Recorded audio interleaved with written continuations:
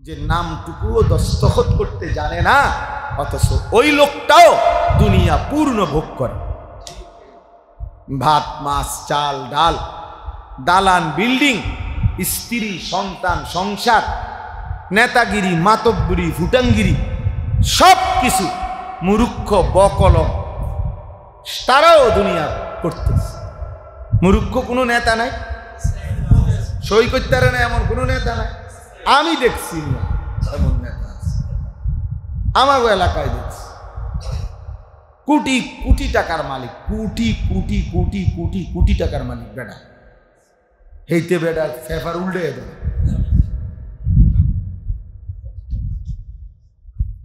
তাইলে এর নামে, এর কোম্পানির নামে ঢাকা শহরের রাস্তার জায়গার নাম হয়ে গেছে কোম্পানি। যাই হোক, তাহলে বুঝাইতে চাইলাম একদম মূর্খ ছিল, দুনিয়া ভোগ করতেছে। তার অধীনের কর্মচারী হলো তোমার ডক্টরেট ডিগ্রি করা কর্মচারী, যে তার কর্মচারী যিনি বড় পিএইচডি করা, সে কয় ওনারে স্যার স্যার স্যার স্যার, এইতে স্যার কি এইটাও তো করতে পারে, তার বাসে জানেনি স্যার। কিন্তু আল্লাহ তাআলা তাকে কোটি কোটি টাকা সম্পদ দিচ্ছে। তাহলে দুনিয়া ভোগ করার জন্য এই পড়ালেখা না হলেও চলবে, কিন্তু কোরআন এবং সুন্নাহর ইলম ছাড়া আখিরাত মিলবে না। তাহলে বাংলা, অঙ্ক, ইংরেজি ছাড়া দুনিয়া মিলবে, কিন্তু কোরআন সুন্নাহ ছাড়া আখিরাত মিলবে না। আখিরাত তোমার মামুর বাড়ি না, আখিরাত তোমার মামুর বাড়ি না, আখিরাত কারো চাচার শ্বশুর বাড়ি না। আখিরাত বন্দেগীর বিনিময়। কোরআনুল কারীমের মধ্যে আল্লাহ তাআলা বলছেন, জাযাআম বিমা কানু ইয়ামালুন। আমি আল্লাহ তাআলা তোমাকে এই যে জান্নাতের বিনিময় দিচ্ছি বান্দা, তোমার সারা জিন্দেগীর আমলের বিনিময়ে আমি আল্লাহ দয়া করে তোমার জান্নাত দিয়ে দিলাম। এ তোমার সেজদার বিনিময়। কুলু ওয়াশরাবু হানিআম বিমা আসলাফতুম ফিল আইয়ামিল খালিয়া। আল্লাহ জান্নাতি বান্দাকে বলবে, দুনিয়ার জীবন যে তুমি নেক আমলগুলো করেছিলে, আজকে তার বিনিময়ে আমার এই জান্নাতে খাও, পান করো নিশ্চিন্তে, নির্বিঘ্নে, নির্বিঘ্নে। এই জন্য প্রত্যেকটা আমলের জন্য ইলম জরুরি, ইলম জরুরি, কোরআন সুন্নাহর ইলম। এমনকি ঈমানের জন্য ইলম জরুরি। ফা'লাম আন্নাহু লা ইলাহা ইল্লা, ফা'লাম, আল্লাহ বলছে এ কথার ইলম অর্জন করো যে লা ইলাহা ইল্লাল্লাহ, আল্লাহ ছাড়া আর কোনো ইলাহ নাই। এইটারও ইলম তোমার দরকার যে আল্লাহ ছাড়া আর কোনো ইলাহ নাই বলতে কি, শিরিক কি, কুফর কি, ঈমান কি, তাওহীদ কি, ইখলাস কি, এটাও শেখা দরকার, এটাও জানা দরকার, এটাও বুঝা দরকার। অসংখ্য মানুষ যাদের জবানে তো কালেমা এটা পড়তে পারে, কিন্তু বিশ্বাসে, কথায়, আচরণে, কলিজার ভিতরে কোনো বিষয়ে সে ঈমান হারা, সে জানেও না। কোনো শব্দ, কোনো বাক্য, কোনো বিশ্বাস এমন করে রাখছে, এমন বলে ফেলছে, যার দ্বারা তার ঈমান চলে গেছে। অথচ সে মুখে এখনো পড়তে পারে লা ইলাহা ইল্লাল্লাহ, এটা কইতে পারে, কিন্তু বাস্তবে তার কি নাই? ঈমান নাই, তার তো খবরই নাই। আন তাহবাতা আমালুকুম ওয়া আনতুম লা তাশউরুন। আল্লাহ বলছে, বান্দা এমন হতে পারে যে তোমার পুরা জিন্দেগীর আমল ছুটে গেছে, অথচ তুমি জানো না। ওয়া আনতুম লা তাশউরুন, তোমার জানাই না, জানাই না। আহা ছেলেরা, তোমাদেরকে বলি বাবা, অনেক কথা, অনেক বিশ্বাস এমন আছে যে কারণে বেঈমান হয়ে যায়। অথচ তুমি তো মনে করছো তুমি শুক্রবারে জুমার নামাজ পড়ছো, তুমি মনে করছো তুমি শবে বরাতে নামাজ পড়ছো, তুমি মনে করছো তুমি রোজা রাখছো, কিন্তু এই সবগুলো কাউন্ট হওয়ার জন্য ঈমান জরুরি। আমাদের বছর শুরু এখন কওমি মাদ্রাসা, এটার একটা কারণ এটা। অর্থাৎ রমজান মাসে যেন আলাদা পড়ালেখা, কোনো চাপ না থাকে, শুধু আল্লাহর ইবাদত, শুধু একাকিত্বে, নিজের ব্যক্তিগত ইনফেরাদি ইবাদত। কিতাবের মধ্যে স্পষ্ট আছে ইমাম মালিক রহমতুল্লাহ আলাইহি, বিশ্ববিখ্যাত ইমাম, মুজতাহিদ, 4 মাযহাবের একজন ইমাম, মসজিদে নববীর ইমাম, মদিনার ইমাম, ইমাম মালিক রহমতুল্লাহ আলাইহি জগৎ বিখ্যাত মুফতি, মুহাদ্দিস, ফকিহ ছিলেন। সারা পৃথিবী থেকে মানুষ ওনার কাছে দ্বীন শিখতে আসতো, সারা পৃথিবীর মানুষ। ওনাদের ছাত্র ছিল সারা বিশ্বব্যাপী ছাত্র, সারা পৃথিবীর মুসলিম অঞ্চল থেকে তালেবে ইলমরা মদিনায় আসতো ওনার কাছে।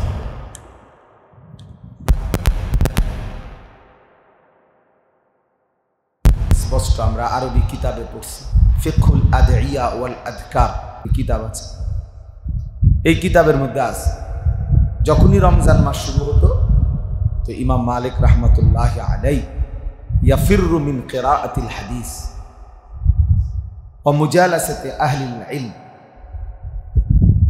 ইমাম মালিক রহমতুল্লাহ আলাইহি তখন হাদিসের যে দর্স ছাত্রদেরকে যে পড়ানো সেটার থেকে ফিরে আসতেন, অর্থাৎ বন্ধ করে দিতেন। এমনকি আহলে ইলম, ওলামায়ে কেরামের সাথেও বসা, বিশেষ কোনো সবার সাথে কাজ করা, আলেমদের কাজ, মজলিস, এইটাও তিনি ত্যাগ করতেন এবং বলতেন ওয়া আকবালা ইলা তিলাওয়াতিল কোরআন মিনাল মাসহাফ, এবং তিনি সরাসরি কোরআনুল কারীমের এরকম কপি নিয়ে সরাসরি কোরআনুল কারীমের তেলাওয়াতে মশগুল হয়ে যেত। মানে বুঝাচ্ছেন যে রমজান মানে ভিন্ন কিছু, রমজান মানে ভিন্ন কিছু। রমজান হলো ইনফেরাদি আমল, মানে ব্যক্তিগত আমলের শ্রেষ্ঠতম মাস। আমাকে ঘটন, আমার নিজের জীবন, নিজের আখেরাত, নিজের কবর, নিজের পরকাল, নিজের মৃত্যু পরবর্তী জিন্দিগি সাজাইবার সবচেয়ে মোক্ষম সুযোগ, শ্রেষ্ঠতম মৌসুম রমজান। রমজান মাস আমাদের এই ভারতীয় উপমহাদেশে একজন শ্রেষ্ঠতম বুজুর্গ মুহাদ্দিস, আলেমে দ্বীন ছিলেন।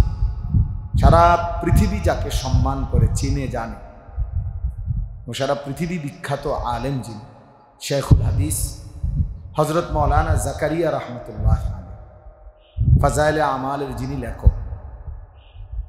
দাওয়াত ও তাবলীগের সাথীরা যে কিতাব তালিম করে ওইটা যিনি লিখছেন, উনি এই একটা কিতাব না, এই পৃথিবীতে সিহাসিত্তা, বুখারী, মুসলিম, তিরমিজি, নাসাই, ইবনে মাজা, আবু দাউদ, মুয়াত্তা মালিক, হাদিসের বড় বড় কিতাবের ব্যাখ্যা গ্রন্থ লিখবার ক্ষেত্রে সবচেয়ে বেশি অবদান যাদের, তার মধ্যে উনি একজন।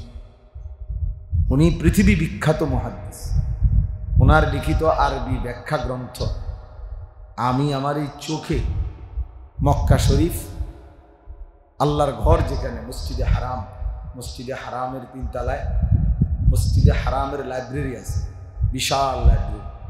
আমরা হজ উমরায় গেলে ওখানে কিতাব মোতালা করি। ওইখানে ওই আরব দেশের আল্লাহর ঘরের মসজিদে হারামের লাইব্রেরির মাকতাবার মধ্যে আমি নিজে মুয়াত্তা মালিকের যে শরা আউজাজুল মাসালিক, জাকারিয়া রহমতুল্লাহর লিখিত কিতাব ওইখানে আছে। অনেকে মনে করে যে ফাজাইলে আমাল লিখছে যে আলগা কিছু পণ্ডিত আছে ফালতু, এগুলো বলে যে এখানের মধ্যে জাল হাদিসে ভরা, ভুল ভ্রান্তিতে ভরা। বেওকুফ, আগে তো মন্তব্য করার আগে জানা উচিত এটা লিখছে লিখছে তা আঙ্গালের ফুট কাঙ্গালে লিখছেন। লিখছেন যিনি, তিনি জগৎ বিখ্যাত মুহাদ্দিস, ছোটখাটো মুহাদ্দিস। 60 বছর যিনি, ওই ছেলেরা ওই মোবাইলগুলো নামো, হাতের মোবাইলগুলো নামো, এমনি শোনো, মোবাইল লাগাইবা না, হাতে ধরো, একদম নিষেধ, নাইলে উঠাই দেবো কিন্তু আমি। তো 60 বছর তিনি এক টানা শুধু আল্লাহ রাসূল সাল্লাল্লাহু আলাইহি সাল্লামের হাদিস পড়াইছেন। 60 বছর মসজিদে নববীতে কমপক্ষে 11 বছর যিনি মসজিদে নববীতে রাসূলুল্লাহ সাল্লাল্লাহু আলাইহি সাল্লামের রওজায়ে আতহারের কাছে হাদিস পড়াইছেন। মদিনায় যিনি মদফুন, যিনি ইন্তেকাল করেছেন মদিনা, তিনি জাকারিয়া রাহমাতুল্লাহ। যাই হোক, এই জন্য বললাম উনি জগৎ বিখ্যাত মুহাদ্দিস। তিনি এই এত বড় মানুষ, সারা পৃথিবী ব্যাপী ওনার ছাত্র ভক্ত মুরিদ ছিল।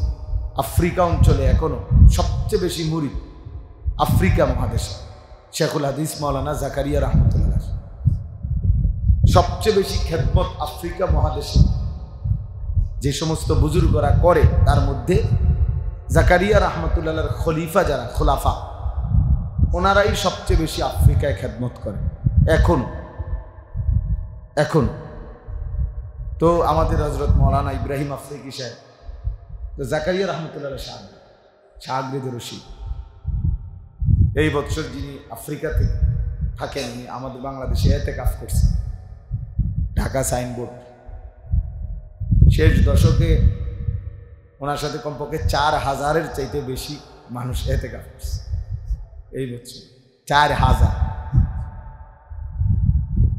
এই জন্য বললাম, তো ওনার বিষয়টা কেন বললাম, শেখুল হাদিস হযরত মাওলানা জাকারিয়া রাহমাতুল্লাহি আলাইহি এত বিখ্যাত মুহাদ্দিস ছিলেন, আলেম ছিলেন, ফকিহ ছিলেন, পীর ছিলেন, বুজুর্গ ছিলেন।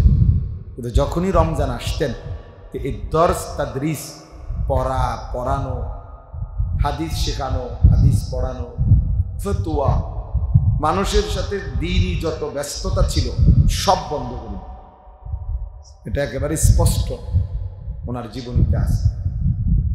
উনি সব বন্ধ করে, এমনকি কিতাবে আছে যে উনি দরজার সিটকারি লাগাই দিতেন রমজান মাস। শুধু নামাজে যাইতেন, জামাতের থেকে এসে আবার তেলাওয়াত, জিকির, ওজিফা, ব্যক্তিগত ইবাদতে আমলের মধ্যে 24 ঘন্টা লেগে থাকত রমজান মাস। এজন্য হিন্দুস্তানে সাহারানপুর এলাকায়, অর্থাৎ যেখানে উনি থাকতেন, মাজাহিরুল উলুম সাহারানপুর মাদ্রাসা জাকারিয়া রাহমাতুল্লাহ আলাইহি, তো ওই সাহারানপুরে রেল স্টেশনে ইন্ডিয়ায় সবচেয়ে বেশি চলাচল করতে হয় রেল স্টেশন, রেলগাড়িতে। ইন্ডিয়ায় চলাচল বেশি করে মানুষ রেল লাইন, আমাদের এই লোকাল বাসের চাইতেও বেশি হলো ট্রেন বেশি। তো সাহারানপুর স্টেশনে তখনকার যুগে রেল স্টেশনে সারা পৃথিবী থেকে মানুষ ওনার সাথে দেখা করার জন্য আসত জাকারিয়া রাহমাতুল্লাহর কাছে, ওনার ভক্তরা, মুরিদরা, ছাত্ররা। কিন্তু যখনই রমজান মাস আসতো, তো রেল স্টেশনের যারা কুলি, তারাও তো বুঝতো যে এই রেল স্টেশনে যারাই একটু দিনদার শ্রেণী নামতো, ওরা বুঝতো যে ওনারা জাকারিয়া রাহমাতুল্লাহর কাছে যাইতেছে, হেরা জানতো এটা। কিন্তু রমজান মাস আসলেই তো এই কুলিরা যখন কেউ দেখতো এরকম কোনো দিনদার লোক রেল স্টেশনে আইয়া নামছে, তো জিজ্ঞাসা করতো, আপনি কই যাবেন? বললো যে জাকারিয়া রাহমাতুল্লাহর সাক্ষাতে যাচ্ছি। তো ও কুলি বলতো, ইন্না লিল্লাহ, আপনি জানেন না শায়েখের এখন রমজান মাস? মানে কুলিরাও জানতো যে এই রমজান মাসে শায়েখ কারোর সাথে কি করে না, দেখা। তো হেরাও আফসোস করতো যে আহা, শায়েখের তো এখন রমজান মাস, শায়েখের এখন রমজান মাস। আমরা যেরকম কই যে আমনে তো সিজন, কাপড় ব্যবসায়ী করে রমজান মাসে কয় না যে আরে তোমার তো এখন কি বাম্পার, তোমার তো এখন ব্যবসার বাম্পার। তার মানে শায়েখের এখন রমজান মাস। তো আমি ওই সবকের কারণে এই কথাটা বললাম। মানে কেন, তোমরা অনেক ছেলেরাও আছো, তোমাদের ওইটা বোঝা উচিত। আমাদের কওমি মাদ্রাসা রমজানের পরে বছর শুরু করে কেন? আর রমজানের অর্থাৎ শাবান, যেটা আমরা লাইলাতুন নিসফি মিন শাবান, শবে বরাত বলি, স্বাভাবিকভাবেই আমাদের এই শবে বরাতের আগেই বছর কি হয়ে যায়, শেষ হয়ে যায়। বার্ষিক পরীক্ষা সালানা পরীক্ষা হয়ে যায়। তো এর পর থেকে পুরা রমজান ব্যাপী আমাদের ফিকির থাকে তার ব্যক্তিগত আলাদা পড়ালেখা, ইবাদত, আমল, তেলাওয়াত, দোয়া ইত্যাদি আমল। আবার রমজানের পরে নতুন বছর শুরু হয়।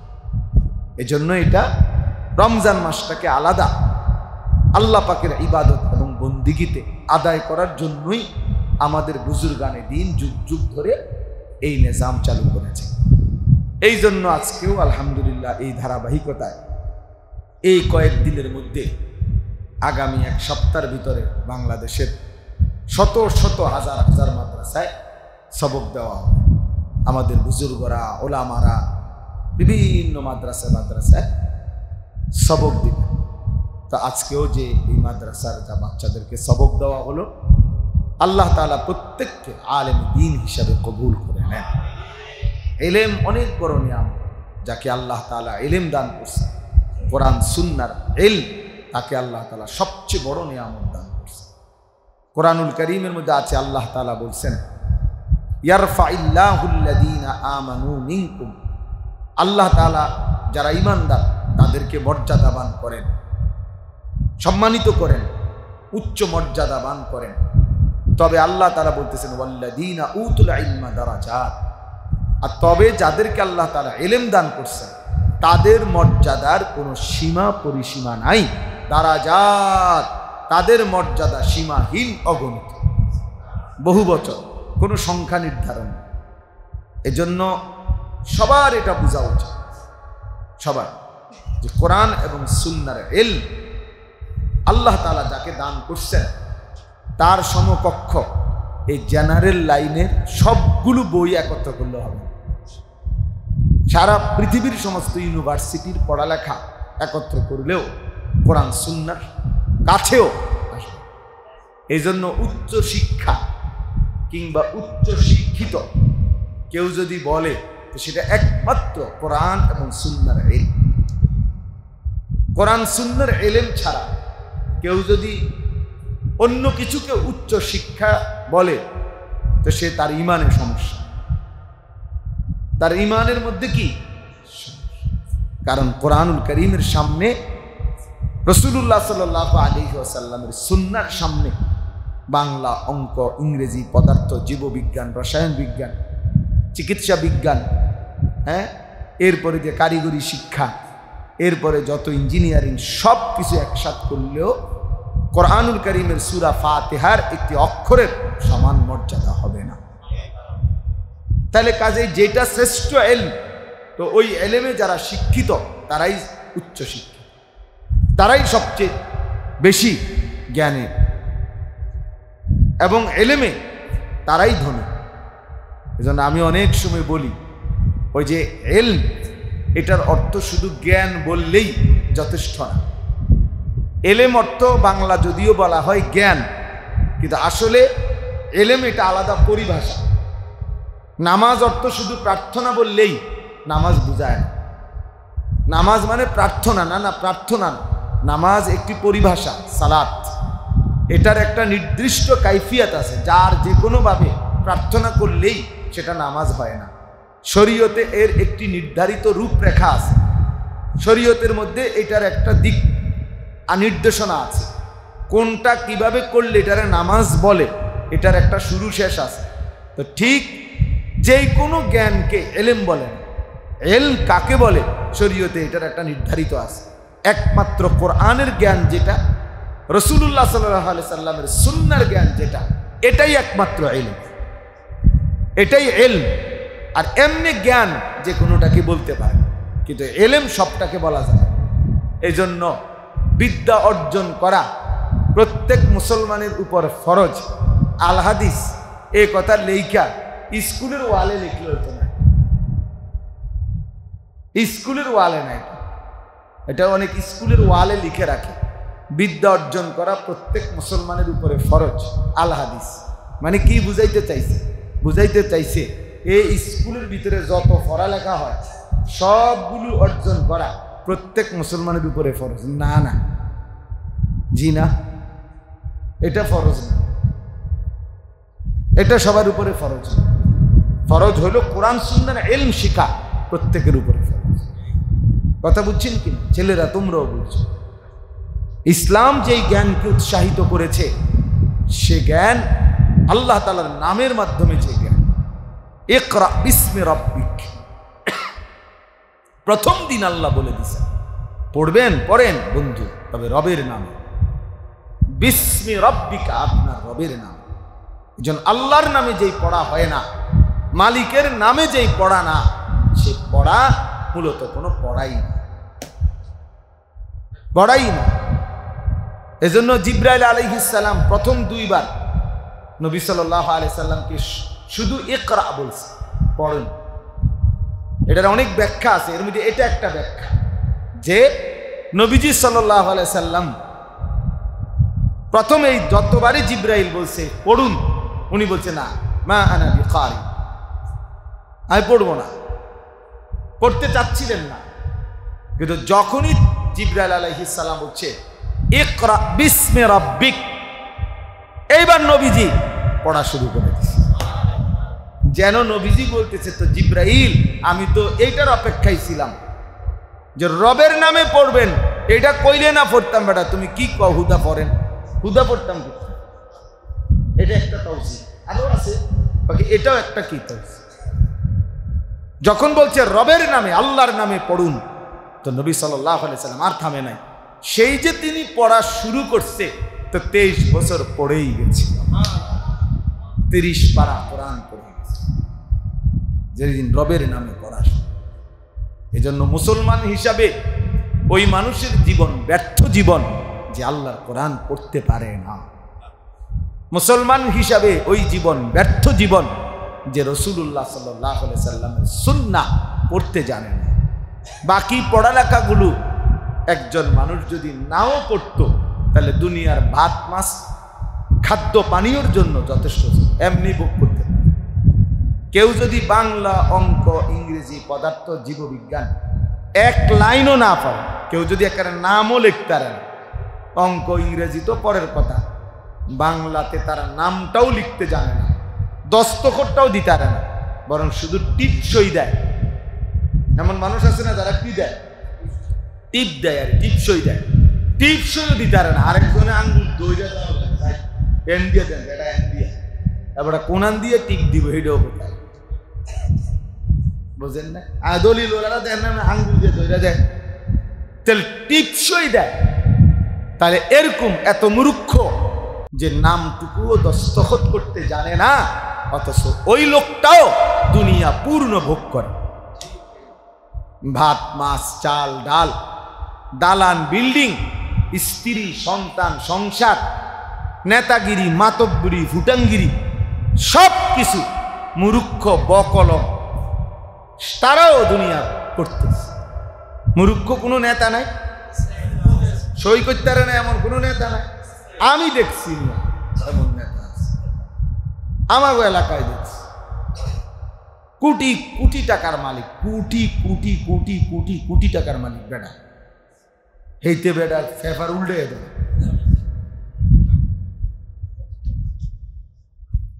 তাইলে এর নামে, এর কোম্পানির নামে ঢাকা শহরের রাস্তার জায়গার নাম হয়ে গেছে কোম্পানি। যাই হোক, তাহলে বুঝাইতে চাইলাম একদম মূর্খ ছিল, দুনিয়া ভোগ করতেছে। তার অধীনের কর্মচারী হলো তোমার ডক্টরেট ডিগ্রি করা কর্মচারী, যে তার কর্মচারী যিনি বড় পিএইচডি করা, সে কয় ওনারে স্যার স্যার স্যার স্যার, এইতে স্যার কি এইটাও তো করতে পারে, তার বাসে জানি স্যার। কিন্তু আল্লাহ তাআলা তাকে কোটি কোটি টাকা সম্পদ দিচ্ছে। তাহলে দুনিয়া ভোগ করার জন্য এই পড়ালেখা না হলেও চলবে, কিন্তু কোরআন এবং সুন্নাহর ইলম ছাড়া আখিরাত মিলবে না। তাহলে বাংলা অঙ্ক ইংরেজি ছাড়া দুনিয়া মিলবে, কিন্তু কোরআন সুন্নাহ ছাড়া আখিরাত মিলবে না। আখিরাত তোমার মামুর বাড়ি না, আখিরাত তোমার মামুর বাড়ি না, আখিরাত কারো চাচার শ্বশুর বাড়ি না, আখিরাত বন্দিগির বিনিময়। কোরআনুল কারীমের মধ্যে আল্লাহ তাআলা বলছেন, জাযাআম বিমা কানু ইয়ামালুন, আমি আল্লাহ তাআলা তোমাকে এই যে জান্নাতের বিনিময় দিচ্ছি বান্দা, তোমার সারা জিন্দেগীর আমলের বিনিময়ে আমি আল্লাহ দয়া করে তোমার জান্নাত দিয়ে দিলাম। এ তোমার সেজদার বিনিময়। কুলু ওয়াশরাবু হানিআম বিমা আসলাফতুম ফিল আইয়ামিল খালিয়া। আল্লাহ জান্নাতি বান্দাকে বলবে, দুনিয়ার জীবন যে তুমি নেক আমলগুলো করেছিলে, আজকে তার বিনিময়ে আমার এই জান্নাতে খাও, পান করো নিশ্চিন্তে, নির্বিঘ্নে। নির্বিঘ্নে। এই জন্য প্রত্যেকটা আমলের জন্য ইলম জরুরি, ইলম জরুরি, কোরআন সুন্নাহর ইলম। এমনকি ঈমানের জন্য ইলম জরুরি।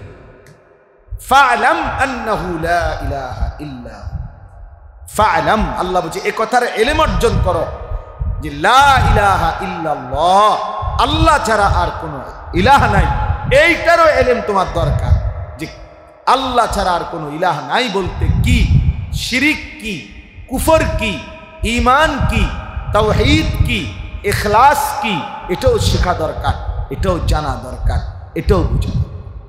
অসংখ্য মানুষ যাদের জবানে তো কালেমা এটা পড়তে পারে, কিন্তু বিশ্বাসে, কথায়, আচরণে, কলিজার ভিতরে কোনো বিষয়ে সে ঈমান হারা, সে জানেও না। কোনো শব্দ, কোনো বাক্য, কোনো বিশ্বাস এমন করে রাখছে, এমন বলে ফেলছে যার দ্বারা তার ঈমান চলে গেছে। অথচ সে মুখে এখনো পড়তে পারে লা ইলাহা ইল্লাল্লাহ, এটা কইতে পারে, কিন্তু বাস্তবে তার কি নাই?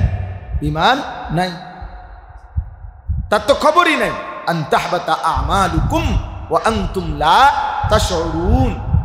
আল্লাহ বলছে, বান্দা এমন হতে পারে যে তোমার পুরা জিন্দেগীর আমল ছুটে গেছে, অথচ তুমি জানো না।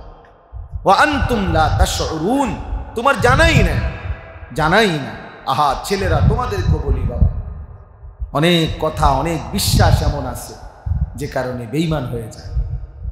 অথচ তুমি তো মনে করছো তুমি শুক্রবারে জুমার নামাজ পড়ছো, তুমি মনে করছো তুমি শবে বরাতে নামাজ পড়ছো, তুমি মনে করছো তুমি রোজা রাখছো, কিন্তু এই সবগুলো কাউন্ট হওয়ার জন্য ঈমান জরুরি। এগুলো সব কাউন্ট হওয়ার জন্য ঈমান জরুরি, ঈমান জরুরি। বিশ্বাস মূল বিষয়। ঈমানের সমস্যা, আকীদার সমস্যা বড় সমস্যা, বড় সমস্যা। এই জন্য ইলম জরুরি। কোরআন সুন্নাহর ইলম আমাদের প্রত্যেকে জরুরি। আমাদের হযরত মাওলানা আব্দুল মালিক সাহেব দামাত বারাকাতুহুমুল আলিয়া কে আমাদের জাতীয় মসজিদ বাইতুল মুকাররমের যিনি সম্মানিত খতিব, বাংলাদেশের মানুষ তাকে যেটুকু চিনে, আরব বিশ্ব, গোটা পৃথিবীর ওলামা মানুষরা তারে তার চাইতে 100 গুণ বেশি চিনে। বাংলাদেশে তিনি যেতটুকু সম্মানিত, মধ্যপ্রাচ্যে, আরব বিশ্বে উনি তার চাইতে 100 গুণ বেশি সমাদৃত। জানো নি? আসলে আরব বিশ্বের ইউনিভার্সিটিতে হযরতের কিতাব সিলেবাস হিসাবে পড়ানো এই খতিব সাহেব, যার বাবাই বলছিল আব্দুল মালিক রিদি গৃহ ভবিষ্যতে তে কেমনে চলবো। আহারে, আমাদের কুমিল্লার মনোহরগঞ্জের লাকসামের হুজুরের বাড়ি, আমি গত 6 মাস আগে ওনার বাড়ির সামনে ওয়াজ করে আসছি। ওনাদের বাড়িটা দেখতে গেছি, ছোট্ট একটা বেড়ার ঘর, ভাঙা সোনা, অথচ উনি সারা পৃথিবী বিখ্যাত, পৃথিবী বিখ্যাত। আমি এখন মাওলানা ইয়াহিয়ারে বলছি, পুকুরের পানি লড়লে তো পুরাটাই লড়ে, বোঝা যায়, কিন্তু মহাসাগরের নিচে অনেক ঝড় তুফান তোলপার হয়, উর্ফি দিয়া তাকাইলে মনে হয় পানি একদম শান্ত, কিন্তু ভিতরে তুফান চলতেছে। তা আমাদের বাংলাদেশে তো আমরা অনেকে অনেক বক্তারে মনে করি, এবারে সব বক্তা, সুবহানাল্লাহ, উনি শরীয়ত, উনি মারেফত, উনি তরিকত, উনি রাহনুমায়ে শরীয়ত, পীরানে পীর, দস্তগীর, উনি ভৈরবের ফুল, যমুনার ব্রিজ, খাতা বালিশ, লোড়া বদনা, সব সব বক্তা। মানে একজন মানুষের কাছে হয়তো একটু পরিচিত হয়েছে, আল্লাহ করাইছে। এবার যত চাপ সব এইবার সাত ডালাই বক্তা সব যাইতে হবে। এইবার মোটরসাইকেল কিনছে, এটার দোয়া, এটা ওই বক্তায় বক্তা একটা মোটরসাইকেলের দোয়াও করতে হবে। যার যত মুশকিল সব কিছু নেই। অথচ আপনার বাস্তবতা হল এমন অসংখ্য আলেম দ্বীন আছে যাদের ভেতরে সাগর মহাসাগরের ঢেউ চলতেছে, কিন্তু পৃথিবীবাসী টেরও পায় না, পৃথিবীবাসী জানেও না। একটা জিনিস মনে রাখতে হবে, আল্লাহ তাআলার দুইটা সিফাত, আয-যাহির আল বাতিন। আয-যাহির মানে যিনি প্রকাশকারী, আল বাতিন মানে যিনি গোপন করে রাখেন, আবৃতকারী। তো আল্লাহ তাআলার সিফাতগুলো আল্লাহ বান্দার উপরে তার বহিঃপ্রকাশ করে। যেমন আল্লাহ গফুর, তো আল্লাহ বান্দার উপরে তার মাগফিরাতটা কি করে? বহিঃপ্রকাশ করে, মানে মাফ করে দেয়। আল্লাহ তাআলা আজিজ, শক্তিশালী, তো আল্লাহ তাআলা তার সৃষ্টির উপরে তার শক্তিটাকে কি করে? বহিঃপ্রকাশ। কথাটা বুঝছেন কি না? তুমি বুঝো কমপক্ষে বেটা ইলিয়াস। তো আল্লাহ তাআলা তার নামের সিফাত তার সৃষ্টির উপরে কি করে? বহিঃপ্রকাশ করে। ঠিক আল্লাহর দুইটা নাম, আয-যাহির যিনি প্রকাশ করেন, আল বাতিন যিনি গোপন রাখেন, আবৃতকারী। তো আল্লাহ তাআলাও তার বান্দাদের মধ্য থেকে এই দুই নামের আলোকে কাউকে তিনি প্রকাশ করেন, কাউকে তিনি গোপন। বুঝছেন শাহাদাত? এটা আল্লাহ তাআলার কুদরত। যারে তিনি প্রকাশ করছেন তো তারে আল্লাহ তাআলা আয-যাহির নাম থেকে দিয়েছেন, যারে তিনি গোপন রাখছেন তারে আল বাতিন। পৃথিবী কেউ চিনছে না আর কি। হাসরের ময়দানে দেখা যাবে বাদশাহ, বাদশাহ। তখন বাকিরা এই যারা স্লোগান দিছে তারা গো ইন্না লিল্লাহ, কি ধরা খাইলাম, স্লোগান দিলাম কারে? বুজুর্গকে ডাকছে, বুজুর্গতে বড়া না, হায় হায় কি ভুল করলাম। এই জন্য আল্লাহ তাআলা তার উভয় নাম জাহের আল্লাহ প্রয়োগ করে, বহিঃপ্রকাশ করে। এই জন্য কাউকে যদি পৃথিবী খুব চিনে তার জন্য শুকর আদায় করা, কাউকে যদি কেউ না চিনে তার জন্য শুকর আদায় করা। সারা দুনিয়া চিনুক বা না চিনুক, আমার মালিক চিনে কিনা সেটা হলো দেখা। আমরা ওই বুজুর্গরা যারা আল্লাহর ওলিরা তো সাদামাঠা উদাহরণ দেয়। আমার মনে আছে আমি ছাত্র জীবনে বয়ানে শুনছি, বুজুর্গ উলামায়ে কেরাম তো ওই বলছে উদাহরণ দিতে গিয়ে যে নতুন বউ মেয়েরে তার বিয়ে, তো তার বান্ধবীরা তারে নতুন করে সাজাইতেছে কাপড় গহনা দিয়ে। হ্যাঁ, তারা খুব সুন্দর করে তারে নতুন বধূ নতুন বউ হিসাবে সাজাইছে। সাজাইয়া সবাই বলতেছে যে মাশাআল্লাহ, তোকে না দারুণ দেখাচ্ছে, খুব সুন্দর হয়েছে, হ্যাঁ শাড়িটা খুব চমৎকার হয়েছে, ওড়নাটা খুব সুন্দর হয়েছে। এভাবে সবাই প্রশংসা করতেছে, কিন্তু ওই মেয়ে কাঁদতেছে। তো সব বান্ধবীরা বলতেছে যে এত সুন্দর সাজে তোকে আমরা সাজাইলাম, তো তারপরও তো কাঁদতেছ কেন? আমরা সবার কাছে এত সুন্দর লাগতেছে, আমরা সবাই বলতেছি। তখন ওই কন্যা নববধূ মেয়েটা তখন বলছে, বান্ধবীরা তোমরা সবাই সুন্দর লাগছে এটা বললে কি লাভ হবে? যার জন্য আমার সাজাইছো সে যদি আমাকে সুন্দর না বলে, সে আমাকে সুন্দর বলবে কিনা, তার কাছে পছন্দ হবে কিনা, এটা না মূল দেখার বিষয়। তাইলে গোটা পৃথিবীবাসী তো আমারে নিয়ে লাফালাফি করছে, তোমারে নিয়ে লাফালাফি করছে। হ্যাঁ, আরশে আজিমের মালিক তিনি পছন্দ করলেন কিনা এটা না দেখার বিষয়, এটা না দেখার বিষয়। মানুষ তো হইছে 50,000, কিন্তু আরশে আজিমের কি খবর? মানুষ তো হইছে 5 লাখ, বুঝলাম, কিন্তু আসমানে কি হয়েছে সেটা না দেখার বিষয়। আল্লাহ তাআলার কাছে গ্রহণযোগ্য হয়েছে কিনা সেটাও তো দেখার বিষয়। তাহলে আজকে আমি এই সবকের কারণে এই কথাটা বললাম।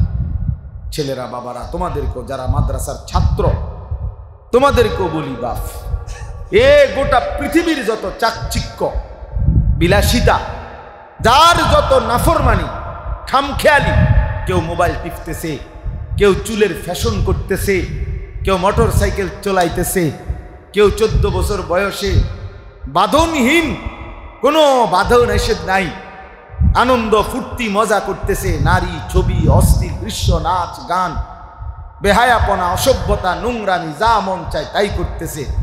তোমরা তালিবে ইলম এই আস্ফালন, এই নাফরমানদের এই নড়াচড়া দেখা ভুল কইরো না, বোকা কইরো না, বরং তুমি আফসুস কইরো না যে আরে আমি যদি এমন স্বাধীনতা পাইতাম তাইলে আমিও তো একটু মজা করতে পারতাম। মাদ্রাসার কারণে, আল্লাহর কোরআন পড়ার কারণে আমি তো আর এগুলা পারছি না। না বন্ধু, এটা মনে রাখতে হবে, এই বাইরের এই লাফালাফি ফালাফালি গুনার এই আবরণ, এরা মূলত প্রত্যেকেই অভিশপ্ত। তুমি আল্লাহর কোরআন নিয়ে আছো, তুমি কেবল মালিকের কাছে দামি, তুমি মালিকের কাছে দামি। ওরে অভিশপ্ততার কারণে, আল্লাহ তাআলার নারাজির কারণে ওদের দ্বারা এই নাফরমানি হচ্ছে, আর আল্লাহ তাআলার পছন্দের কারণে তোমার হাতে আল্লাহর কোরআন উঠছে, আল্লাহর কোরআন উঠছে।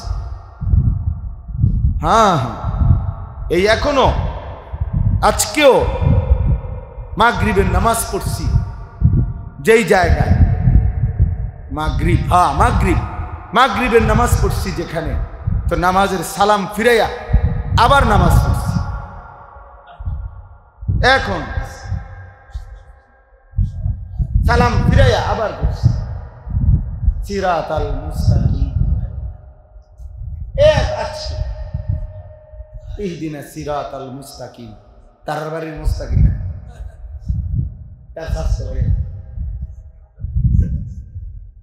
তার মনোস্বাস্থ্য পাই না, আমার মুস্তাকিম, বুঝছেন? আফসোসের পরে আবার সালাম ফিরে আবার নিয়ে বেঞ্জালাইছে কি করো কাতারে মাসে কোন দিকে যাও, বুঝছেন না? কই যাব? আবার নামাজ সাথীদেরকে বলছি আবার পড়ে নামাজ। হ্যাঁ বেটা, আল্লাহ তাআলার কোরআন কালামে এটুকু শুদ্ধ করতে পারে না ওই জীবন। কি পরিমাণ অভিশপ্ত জীবন, যাকে আল্লাহ তাআলা জবান দিয়েছেন, যিনি দিলেন জবান, যার জিহ্বা, যার চোখ, যার নাক, যার কান, আহা, তার নামটাই সুন্দর করতে পারে না, তার কথাটাই পড়তে পারে না, সেই মালিকের চিঠি আল্লাহর কোরআন, হ্যাঁ, সেই রসুলের চিঠি হাদিস, এটাই যে পড়তে পারে না, সে আর জীবনে কি বললো এই জিহ্বা দিয়ে? একটা মজার কথা শোনো, আমার কাছে একটা উর্দু সরা আছে, তাকরীরে বুখারী, আমরা ছাত্র জীবনে পড়ছি। শেখুল হাদিস হযরত মাওলানা জাকারিয়া রহমতুল্লাহ আলাইহি, এই উনাকে, এই যার নাম আমি একটু আগে বললাম, উনারে একবার প্রশ্ন করছে যে হযরত রাসূলুল্লাহ সাল্লাল্লাহু আলাইহি ওয়াসাল্লামের এক একটা হাদিস কতবার পড়া উচিত, কতবার পড়া উচিত? হযরত তখন উত্তর দিছে, ওই উর্দু কিতাব আছে, প্রিয়তমের চিঠি কতবার পড়া। ভালোবাসার মানুষ যখন চিঠি দেয়, আগের দিনে তো চিঠি ছিল, তো ভালোবাসার মানুষ যদি চিঠি লেখে, সেই চিঠি কয়বার পড়ে? কয়বার পড়ে? একবার পড়ে ফেলে দেয়? 1000 বার পড়ে, 100 বার। প্রিয়তমের মেসেজ কতবার পড়ে? তো রাসূলুল্লাহ সাল্লাল্লাহু আলাইহি সাল্লামের হাদিসও তো এইভাবে 1000 বার, লাখো বার পড়া হচ্ছে, রবের কালাম বারবার পড়া হচ্ছে। আমার শায়েখ আল্লামা মুফতি মুশতাকুন নবী কাসিমি হুজুর রে, আমি যখন মাদ্রাসার ছাত্র ছিলাম, এরপরে ফারেগ হইলাম, না হয়তো আজকে কমপক্ষে 20 থেকে 22 বছর টানা আমি উনারে দেখতেছি। প্রতি বছর উনি উমরায় যায়, হজে যায়, ধারাবাহিক আল্লাহর ঘরের প্রতি একটা পাগলা নেশা উনার, মক্কা মদিনার প্রতি। তা আমি একবার উনারে জিগাইছিলাম এমনি যে হুজুর, আপনি হজ উমরা কতবার করছেন? তখন হুজুরে আমারে বলছিল, মাওলানা এক উত্তর দিছে কি সুন্দর। হুজুর বলতেছে, মাওলানা শ্বশুর বাড়ির মানুষ কয়বার যায় এটা কি গুনে রাখে? আপনি গুনছেন কয়বার শ্বশুর বাড়ি গেছেন? তার মানে প্রিয় জায়গায় কতবার গেছি এটা কি গুনার বিষয়? এত মহব্বতের বিষয়, এত ভালোবাসার বিষয়, এত মহব্বতের বিষয়, মহব্বতের বিষয়। এই জন্য আজকে দোস্ত এই অনেক যে কয়জন জেনারেল বা শিক্ষায় শিক্ষিত তোমরা যারা ছেলেরা, বাবা তোমাদের ওই পড়ালেখার প্রতি আমাদের কোনো ঘৃণা নাই, আমরাও জেনারেল লাইনে পড়ছি, কিন্তু শুধু একটাই অনুরোধ, কোরআনুল কারীমের এই সবক, আমি আজকে রাজাবাড়ি মাদ্রাসার এই সবকে এটা বলব যে তোমরাও সবাই এবং আপনারা যারা কোরআন শরীফ পড়তে পারেন না প্রত্যেকেই নিয়ত করো, এই জবান আল্লাহর দেওয়া, এই চোখ আল্লাহর দেওয়া। যার চোখ তার নাম বলতে পারে, যার জিহ্বা তার নাম পড়তে পারে না, তার কালাম পড়তে পারে। আলাম নাজআল লাহু আইনাইন ওয়া লিসানান ওয়া শাফাতাইন। আল্লাহ তাআলা জিজ্ঞাসা করবে যে বান্দা বলো আমি কি তোমাকে দুইটা চোখ দেই নাই? আলাম নাজআল লাহু আইনাইন, আমি কি জিহ্বা দেই নাই? আমি কি দুইটা ঠোঁট দেই নাই? আমি দিলাম, আমার নাম পড়তে পারো নাকি? আমার নাম বলতে পারো নাকি? আজকে সারা পৃথিবীতে মুসলমানদেরকে নিয়ে সারা বিশ্ব ঠাট্টা করতেছে, মুসলমানের রক্তে জমিন ভাসতেছে, মুসলমানের লাশ আকাশে ছিন্ন ভিন্ন হয়ে টুকরা টুকরা হয়ে যাইতেছে, আর বেঈমান শুধু বক্তব্য দেয়, বিবৃতি দেয়, আলোচনা করে, বৈঠক করে, এই সেই নয় ছয় কথা বলে। কারণটা কি? কারণ আমাদের রবের সাথে আমাদের সম্পর্ক, আমাদের মালিকের সাথে আমাদের সম্পর্কের ঘাটতি, যার কারণে নাফরমান বেঈমান আমাদের সাথে ঠাট্টা মশকারি করছে। এজন্য আমরা প্রত্যেকেই আমাদের আল্লাহর সাথে আমাদের সম্পর্ক ফিরাইতে হবে, নাই তো মুসলমানের বিজয় আসবে না বন্ধু। ধীরে ধীরে ধীরে ধীরে মজলুমের সংখ্যা বাড়তেছে, মজলুমানের সংখ্যা। বিরত থাকার তো কোনো নামই নাই, বরং ইসরায়েলের ইহুদি কুত্তারা গাজা, রাফা, মুসলিম অধ্যুষিত এই জায়গা একদম সমান করে ফেলছে। এখন আর একটা ঘরও মাটির উপরে অস্তিত্ব নাই, একজন মুসলমানেরও নাই, সব সমান করে ফেলছে গত কয়েকদিনের আক্রমণ। তাহলে আমি বেশি আফসোস লাগে আমার, যার কলিজার ভিতরে ঈমান আছে, ইসলাম আছে, সে কিভাবে এই নির্মম পরিণতি মুসলমানের দেখে। ওই দিন পত্রিকায় ছবি দিছে, দেখো যে 6 বছরের একটা বাচ্চা মেয়ে, আমি নিজে দেখছি ছবিটা, বাচ্চাটা সাক্ষাৎকার দিতেছে, বলতেছে সাংবাদিকের কাছে, 6 বছর বয়স, বলতেছে আমি অন্যদের সাথে খেলতেছিলাম, হঠাৎ করে বোমা পড়ছে, বোমার আঘাতে আমি বেহুশ হয়ে গেছি, যখন আমার হুঁশ ফিরে আসছে, ও বাচ্চা মেয়ে বলতেছে আমি দেখি তাকায় আমার হাতটা নাই, আমার ডান হাতটা আমার থেকে বিচ্ছিন্ন, আমার হাত কোথায় উড়ে গেছে। আমি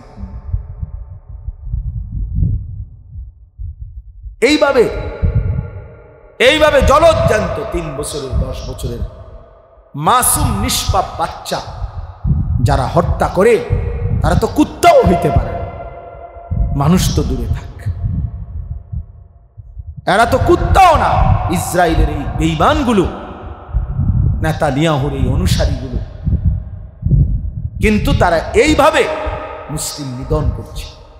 আর আমাদের ছেলেরা, আমাদের মুসলমান ছেলেরা এখনো আগের মতোই চুল, চেহারা, মোবাইল, নারী, ছবি, অশ্লীল দৃশ্য, এত পাষাণ যে এক ফোঁটা চোখের পানি পড়ে। আয় হায় জালেম, কেমনে এত বড় জালেম হইলি বেটা, কেমনে এত বড় জালেম হইলি?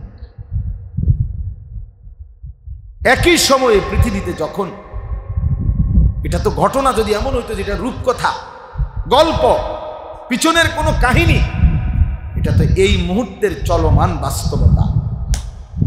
পৃথিবীর এই ছোট্ট পৃথিবীর এক পাশে যখন মুসলমানের রক্তে লাশে জমিন গড়াগড়ি খাচ্ছে, আর আমাদের ছেলেরা এক ওয়াক্ত নামাজও পড়ে না, সারাদিন মোবাইল থেকে চোখটাও ফিরায় না। কেমনে জাতি টিকবে? কিভাবে টিকবে? এই জন্য এই অল্প কয়েকজন আমরা যারা আসছি, 1 নম্বর তালেব ইলম, তোমাদের কথা শেষ, তোমাদের কথা বলছি আমি। কোরআন এবং সুন্নাহর ইলম এটাই শ্রেষ্ঠতম ইলম। অতএব গোটা পৃথিবীর নাসক লাফাক, গোটা পৃথিবী বেহায়া উলঙ্গপনা হয়ে যাক, তুমি ওইখানে দাঁড়াইয়াও বলবা লা ইলাহা ইল্লাল্লাহ। अगरचे बुत है जमात की आस्तीनों में, मुझे है हुक्म खुदा ला इलाहा इल्लल्लाह। আমি শুধু আল্লাহকেই মানি, আমি দ্বীন মানি, আমি কোরআনই মানি, আমি রাসূলুল্লাহ সাল্লাল্লাহু আলাইহি ওয়াসাল্লামের হাদিসকেই। আমার আব্বা, আমার মনে আছে, আমি যখন দাখিল এসএসসি দাখিল পাশ করছিলাম 1998 সালে, সায়েন্স বিজ্ঞান বিভাগ থেকে সারা বাংলাদেশে ফার্স্ট হয়েছিলাম, সমগ্র বাংলাদেশে 1 নাম্বার। তো অনেকেই আব্বার মুসল্লিরা কুমিল্লা শহরে আব্বারে বলছিল, হুজুর আপনার এই ছেলেটারে জেনারেল লাইনে পড়ান, বড় কিছু হবে, তার রেজাল্ট ভালো, মেধাবী, ইত্যাদি ইত্যাদি। আমার আব্বা বলছিল যে আসমান যদি ভাঙ্গা আরেকবার হয়, জমিন যদি উল্টাইয়া আবার ভাও হয়, হইতে পারে, কিন্তু আশরাফ, আমি আলী আশরাফ আমার আব্বার নাম, যে আমার নামে আশরাফি, এটা আমার আব্বার নাম। তো আমি আলী আশরাফ যে সিদ্ধান্ত নিছি, আমার সন্তান যতগুলো সবগুলো দিন শিখবে, এখান থেকে আমি এক চুল নড়ব, এক চুল নড়ব।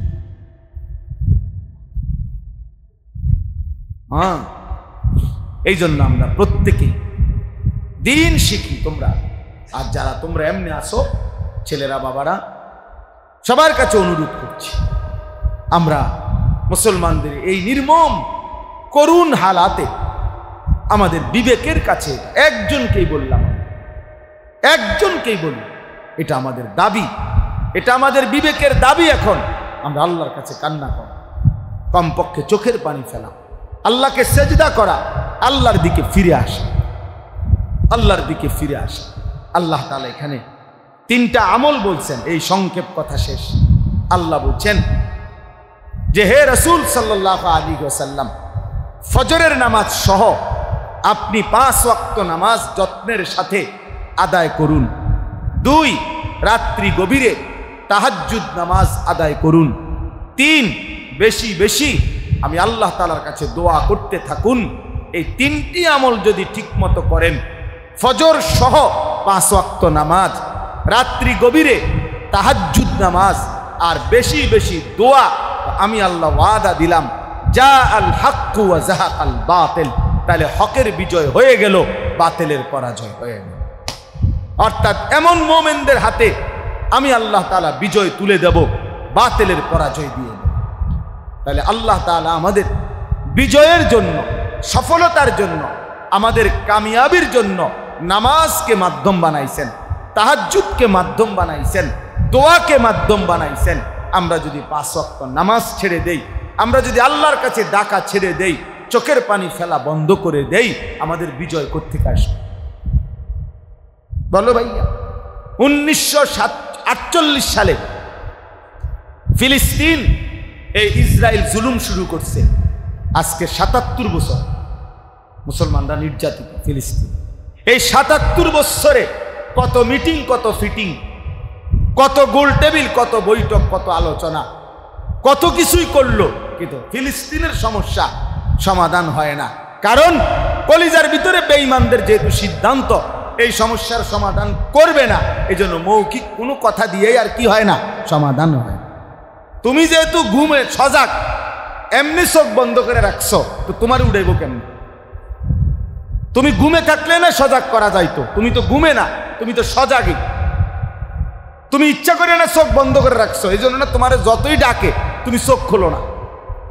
অথচ যদি বাস্তবিক ঘুমে থাকতে তাইলে তো জাগানো যায়। আমাদের ওদের হালাত আছে, ওরা তো ইচ্ছা করে সিদ্ধান্ত নিয়ে রাখছে মুসলমানকে নিশ্চিহ্ন করে দিবে। এই জন্য মৌখিক কোনো বিবৃতি দিয়ে এগুলোর সমাধান হবে না। আমাদের আল্লাহর সাথে সম্পর্ক, আমাদের জিহাদ ফি সাবিলিল্লাহ, আমাদের রক্ত, আমাদের জীবন বিলিয়ে দেওয়া, শাহাদাতের খুন, এর মাধ্যমে ইনশাআল্লাহ বিজয়ের পতাকা উড়বে, অবশ্যই উড়বে, কোনো সন্দেহ নেই। আমি এই মাত্র মাওলানা ইয়াহিয়াকে বলছি, ইয়াহিয়া মনে রাখবা, যদি কোনোদিন শুনো ফিলিস্তিনে আর একজন মানুষও মুসলমান বাইচা নাই, একজনও নাই, তারপরও খোদার কসম এ কথা যে এরপরও বলতে হবে বিজয় মুসলমানের হবে। বলে কেমনে না কেমনে, এই ব্যাখ্যা আল্লাহ আমাদেরকে দিতে হবে, এটা আল্লাহ বাধ্য না, বলে আল্লাহ তাআলা দেখাবে বিজয় কেমনে। এটাই কথা। আল্লাহ তাআলা আমাদেরকে ঈমান দান করেন, তাকওয়া দান করেন। আজকের এই মজলিসকেও আল্লাহ তাআলা কবুল করে নেন, আমিন। আলহামদুলিল্লাহ রাব্বিল আলামিন। মওলায়ে করিম আপনি মাফ করে দেন, রব্বে করিম আপনি মাফ করে দেন, মেহেরবান মওলা আপনি মাফ করে দেন। ছেলেগুলোকে নামাজি বানিয়ে দেন, তালিবে ইলমদেরকে আলেমে হক্কানি রব্বানি বানিয়ে দেন, উলামায়ে কেরামকে উম্মতের ফিকির দান করেন। আল্লাহ কবরবাসীদেরকে মাফ করে দেন, মজলুম মুসলমানদেরকে বিজয় দান করেন, গাজা ফিলিস্তিনে মুসলমানদের বিজয় দান করেন, ইসরায়েলের ইহুদি বেঈমানদেরকে ধ্বংস করে দেন। রাজাবাড়ি মাদ্রাসা আপনি কবুল করে নেন, মাদ্রাসার तमाम জরুরত আপনি পূরণ করে দেন, যার যত নেক মাকসাদ আছে পূরণ করে দেন। ছাত্র, উস্তাদ, কমিটি, এলাকাবাসী সকলকে ইখলাস ও তাকওয়া দান করেন। রব্বির হামহুমা কামা রব্বায়ানি সগীরা, রব্বানা হাব লানা মিন আজওয়াজিনা ওয়া যুররিয়াতিনা কুররাতা আ'য়ুন ওয়াজআলনা লিল মুত্তাকিনা ইমামা। সুবহানা রাব্বিকা রাব্বিল ইজ্জাতি আম্মা ইয়াসিফুন ওয়া সালামুন আলাল মুরসালিন ওয়ালহামদুলিল্লাহ। আগামী শনিবার, মানে এই শনিবার 12 তারিখ আমার মাদ্রাসার ইসলাম ইয়াকা না'বুদু ওয়া ইয়াকা নাস্তাঈন।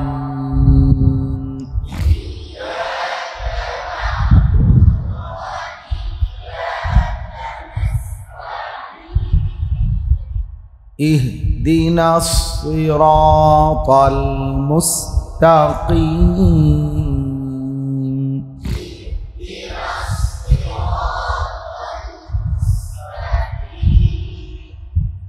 صراط الذين أنعمت عليهم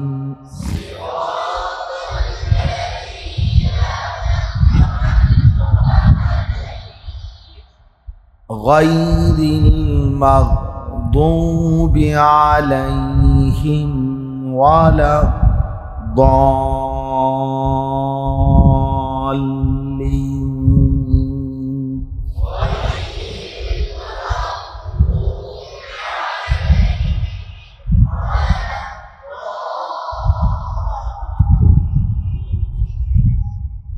آمين. এবার তোমরা দয়া করে ছাত্র যারা তোমরা এই সামনের সবাই পিছনে চলে যাও, একবারে সবাই। ও এলাকার আশপাশের যত মেহমান আসছে বাহিরের যারা, তাদেরকে জায়গা দাও, সওয়াব হবে। তোমরা যাও।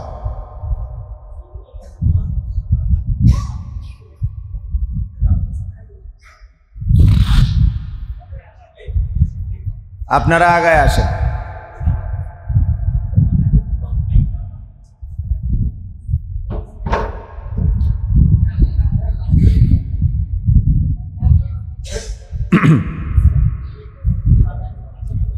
আলহামদুলিল্লাহ আলহামদুলিল্লাহি নাহমাদুহু ওয়া নাস্তাঈনুহু ওয়া নাস্তাগফিরুহু ওয়া নু'মিনু বিহি ওয়া নাতাওয়াক্কালু আলাইহি ونعوذ بالله من شرور أنفسنا ومن سيئات أعمالنا من يهده الله فلا مضل له ومن يضلله فلا هادي له ونشهد أن لا إله إلا الله وحده لا شريك له ونشهد أن سيدنا وحبيبنا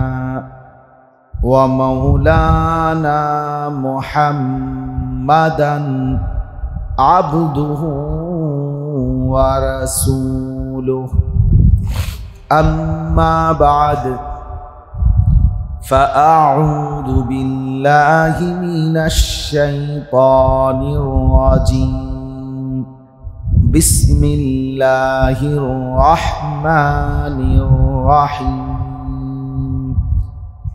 أقم الصلاة لدلوك الشمس إلى غسق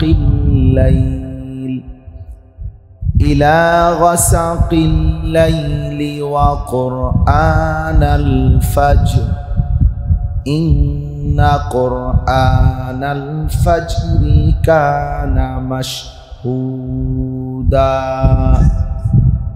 ومن الليل فتهجد به نافلة لك عسى أن يبعثك ربك مقاما محمودا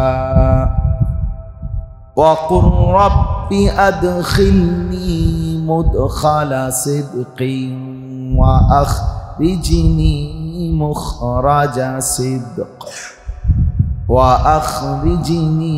مخرج صدق واجعل لي من لدنك سلطانا نصيرا وقل جاء الحق وزهق الباطل إن الباطل كان زهوقا صدق الله مولانا العظيم وقال نبينا صلى الله عليه وسلم الجهاد ماض إلى يوم القيامة اللهم صل على محمد وعلى آل محمد كما صليت على إبراهيم وعلى آل إبراهيم إنك حميد مجيد اللهم بارك على محمد وعلى آل محمد كما باركت على إبراهيم وعلى آل إبراهيم إنك حميد مجيد سبحانك لا علم لنا إلا ما علمتنا إنك أنت العليم الحكيم الحمد لله الله পাক রব্বুল ইজ্জত জুল জালাল ওয়াল ইকরামের ফজল কারাম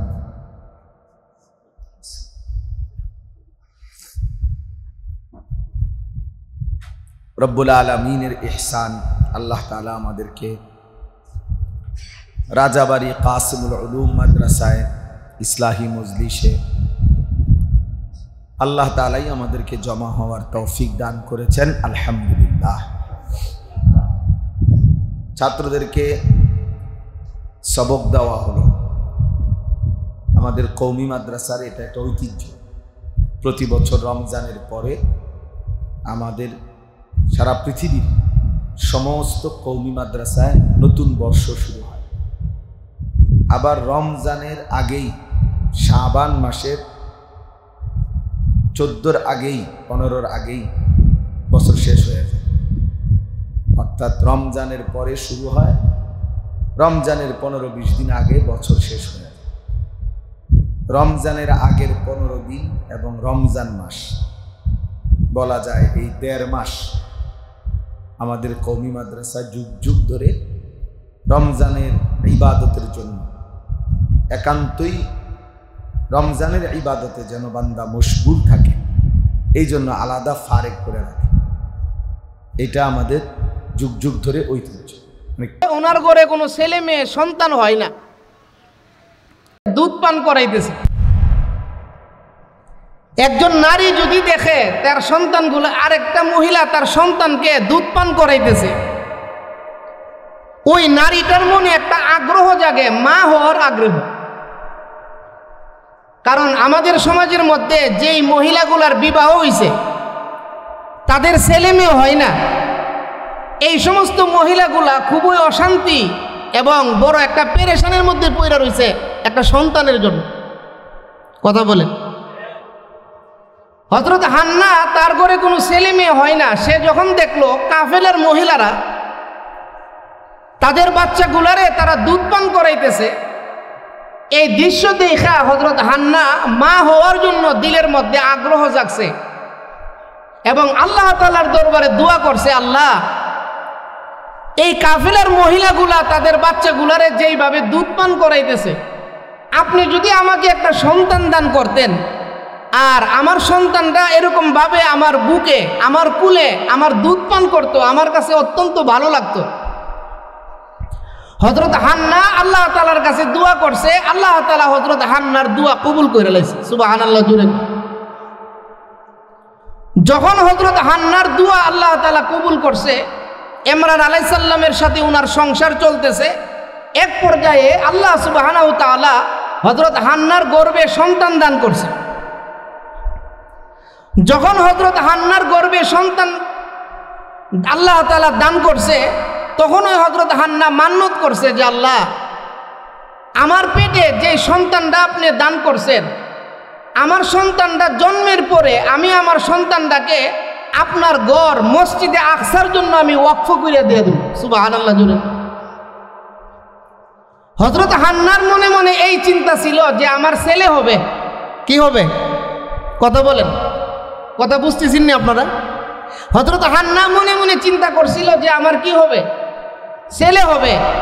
উনি মনে মনে এই নিয়ত, ছেলে হবে এই চিন্তা কইরা মনে মনে নিয়ত কইরা লাইছে যে আল্লাহ মাফি বাতুনি, কোরআন শরীফের মধ্যে আছে যে আল্লাহ আপনি আমাকে যে সন্তানটা দান করবেন, আমার সন্তানটাকে আমি আপনার মসজিদের জন্য মসজিদের খাদেম বানিয়ে দিব।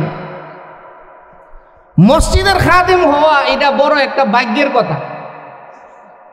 আমাদের সমাজের মধ্যে মসজিদের খাদেম যারা হয় তাদেরকে আমাদের সমাজের মানুষ খুব নিচু চোখে দেখে।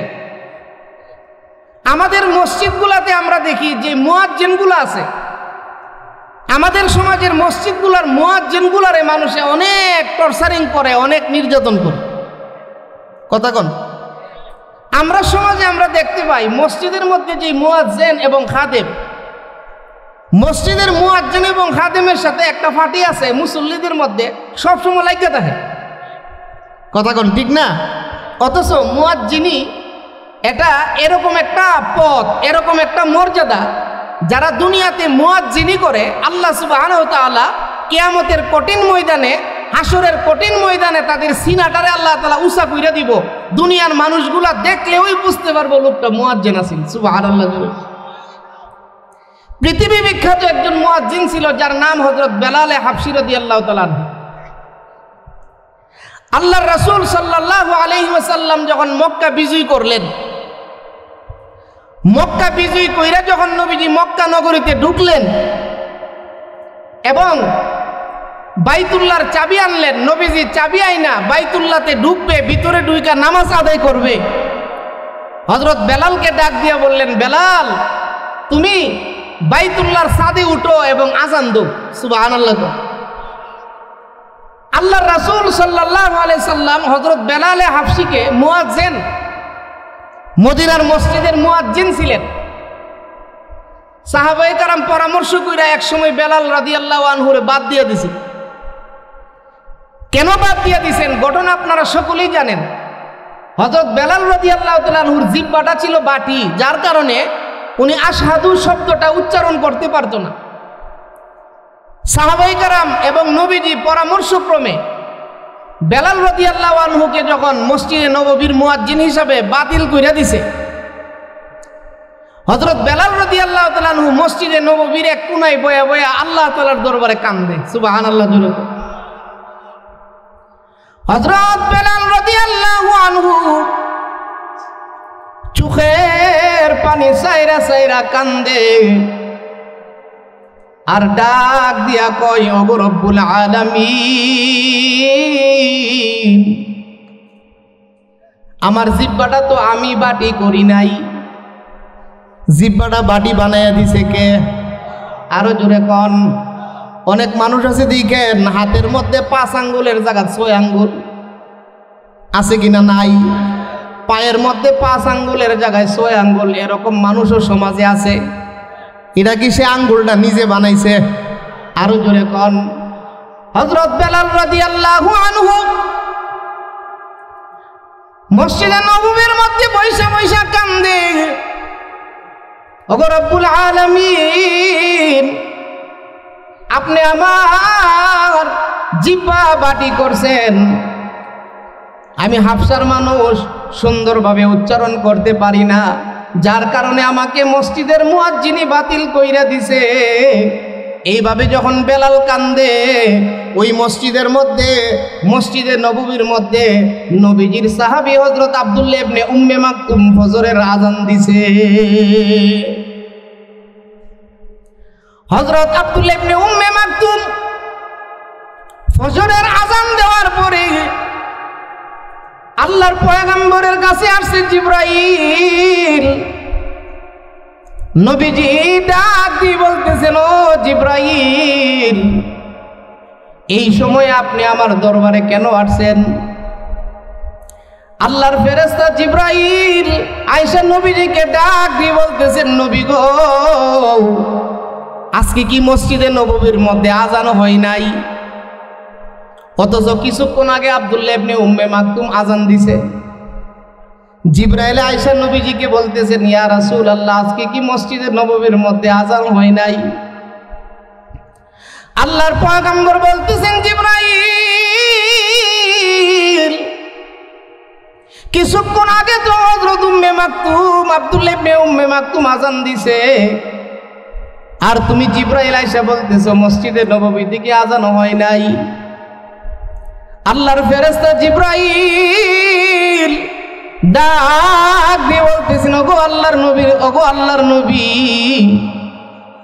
আপনার কালো বেলাল যখন আযান দিত, আপনার কালো বেলালের আযান আমি জিবরাইল সিদরাতুল মুনতাহায় 7 আসমানের উপরে বৈশা বৈশা আপনার কালো বেলালের আযান শুনতাম। জোরে কোন সুবহানাল্লাহ। ওগো আল্লাহর পয়গম্বর, আল্লাহ তাআলা আমাকে পাঠাইছে, তাড়াতাড়ি আপনি আপনার বেলালকে দিয়ে মসজিদের নববীর মধ্যে আযান দেওয়ান, কারণ বেলালের মুয়াজ্জিনি চলে গেছে। বেলাল দুনিয়ার কারো কাছে যায় নাই, কার কাছে বলছে? আরো জোরে কোন। হযরত বেলাল রাদিয়াল্লাহু আনহু আল্লাহর দরবারে 2টা হাত উঠাইয়া দরখাস্ত করছে। আল্লাহ জিবরাইল আলাইহিস সালামকে পাঠাই দিছে। আল্লাহর ফেরেশতা জিবরাইল আয়েশা বলতেছেন, নবী গো, আপনার বেলালকে আল্লাহ মুয়াজ্জিন হিসাবে পছন্দ করছে। সুবহানাল্লাহ, জোরে কোন। তাহলে বিলালের মুয়াজ্জিনিরা পাইছে কার কাছ থেকে? আরো জোরে কোন। আল্লাহ তাআলার কাছ থেকে মুয়াজ্জিনি পাইছে। হযরত বেলাল রাদিয়াল্লাহু আনহু আল্লাহ তাআলার মনোনীত বান্দা, আল্লাহ তাআলার কাছ থেকে মুয়াজ্জিনি পাইছে। হযরত জিবরাইল ডাক দিয়া কয়, ওগো আল্লাহর হাবিব, বেলাল আযান না দিলে কিয়ামত হবে, কিন্তু ফজরের সময় হবে না। জোরে কোন সুবহানাল্লাহ। আজও সেই কোরআন আছে, হাদিস আছে, সেই ঈমান আর মানুষ নাই, সেই আলী হায়দার ওসমান নাই। কোরআনের তিলাওয়াত আছে আগের মতোই, উসমান গনির মতো সেই পাঠক নাই। আজও সেই কোরআন আছে, হাদিস আছে, সেই ঈমান আর মানুষ নাই। আজানের ধ্বনি আছে আগের মতোই, বেলালে হাফসির মতো সেই মুয়াজ্জিন নাই। আজও সেই কোরআন আছে, হাদিস আছে, সেই ঈমান আর মানুষ নাই। ও মুসলমান, তো যেই কথাটা বলতেছিলাম, হযরত বেলাল রাদিয়াল্লাহু আনহু মুয়াজ্জিনি পাইছে কার পক্ষ থেকে? যখন নবীজি মক্কা বিজয় করেছে, হযরত বেলালকে বলতেছেন, বেলাল আজান দাও। কাবা ঘরের উপরে দাঁড়াইয়া হযরত বেলাল আজান দিতেছে। পিছনে তো জায়গা হইতো না, আপনার সামনে তো অনেক জায়গা আছে, একটু দয়া করে আসেন না সামনের দিকে। আশরাফি সাহেব হুজুর আইলে তো এই জায়গাটাও পাইতেন না, একটু দয়া করে সামনের দিকে আসেন। মহব্বতে জিকির করি লা ইলাহা ইল্লাল্লাহ, জবান খুলে মহব্বতে লা ইলাহা ইল্লাল্লাহ।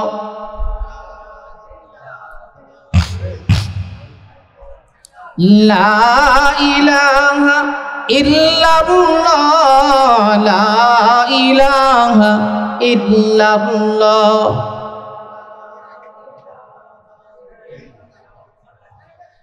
লা ইলাহা ইল্লাল্লাহ।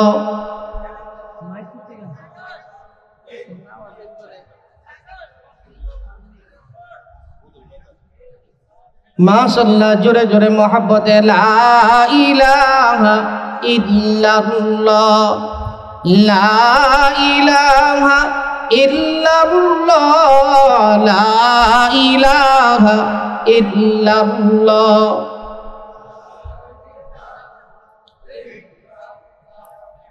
লা ইলাহা ইল্লাল্লাহ।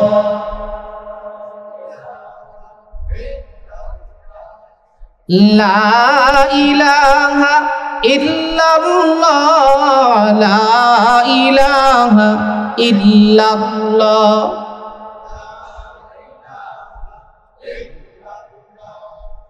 লা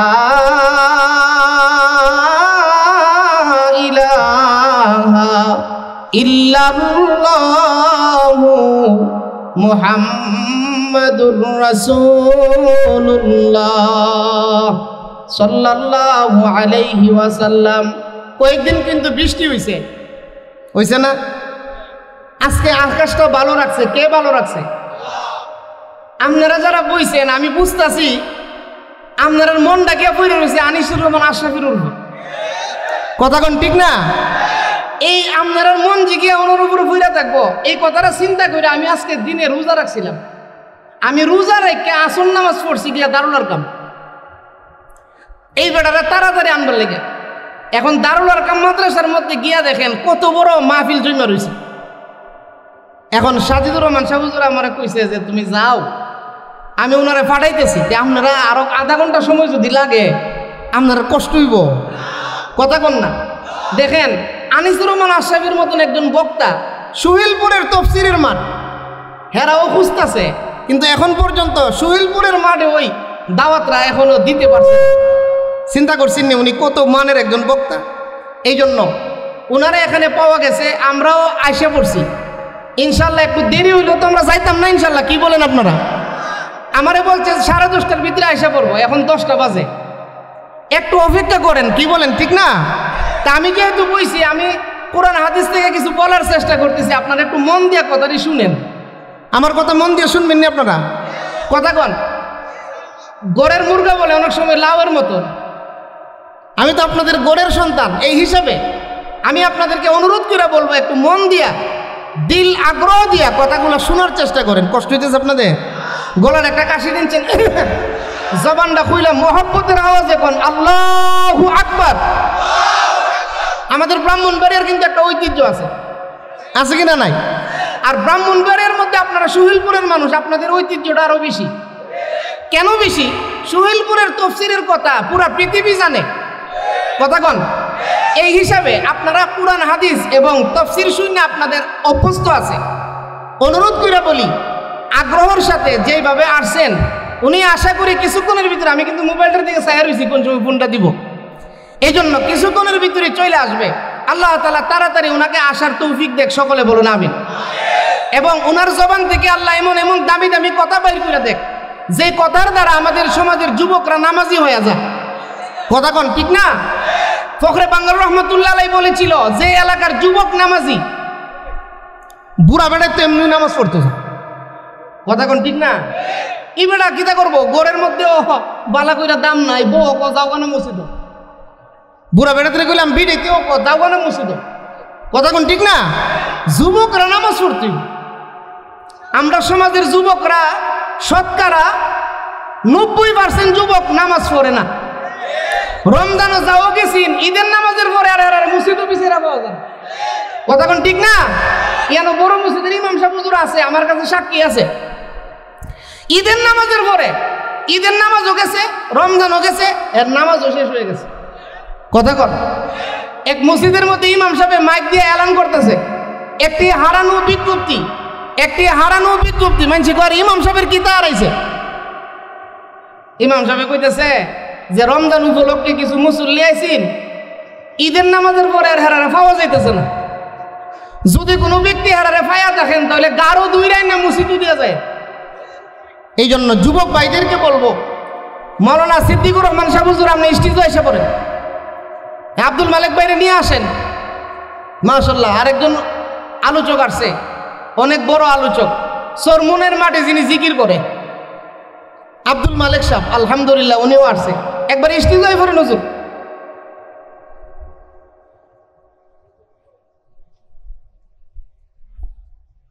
এই স্টেজের মধ্যে দুইটা চেয়ার দিয়ে নাও।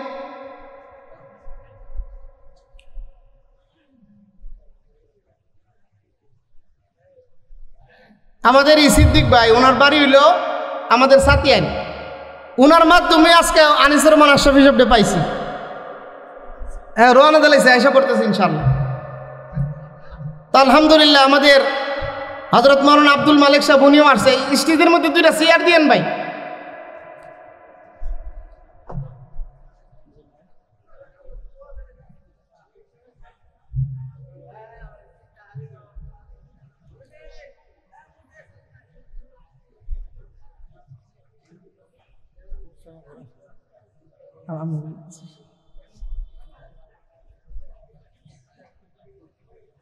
সিদ্দিক ভাই বল, দুজন বল। আমরা কেউ কথা না বলি, সকলেই ইনশাআল্লাহ সজাগ আছেন তো? ইনশাআল্লাহ এই বেহেশতের বাগানে আমাদেরকে কে বসাইছে? তো আমরা আল্লাহ তাআলার কাছে দোয়া করব, আল্লামা আনিসুর রহমান আশরাফি সাহেব হুজুরের জবান থেকে আল্লাহ এমন কথা বাইর করে দেখ, কারণ ওনার কথাগুলো লাগে কলজার মধ্যে লাগে, কথা কোন ঠিক না? আনিসুর রহমান আশরাফির সুর নাই, কণ্ঠ নাই, কিন্তু কথাটি দিলের মধ্যে গিয়ে লাগে। আর দিলের মধ্যে কথা লাগন, এটাই চাই, কথা বলেন ঠিক না? একবার আপনি শত বুঝাইও পারতেন না, যদি দিল দিয়া কথাটা বুঝালা তাহলে লোকটা কামিয়াব, কথা বলেন ঠিক না? তো আলহামদুলিল্লাহ আমি আপনাদের সামনে যে কথাগুলো বলতেছিলাম, সমাজের মধ্যে মুয়াজ্জিন এবং খাদিমের মূল্য নাই, কথা কোন ঠিক না? অনেক মুসল্লিরা আছে মুয়াজ্জিনের সাথে খুব কঠিন আচরণ করে, ব্যবহার করে, যার কারণে মসজিদের মধ্যে মুয়াজ্জিন দিয়ে না, কথা কোন ঠিক না? অনেক মুসল্লি আছে মসজিদের মধ্যে গিয়া মুয়াজ্জিন সাহেবকে ডাকে, হুজুর বালু বালু, কথা কোন? মুয়াজ্জিন সাহেব বালু লাগে দিই। আচ্ছা, টাইলসের মধ্যে ফাউ মোড় দিলে বালু লাগতো না?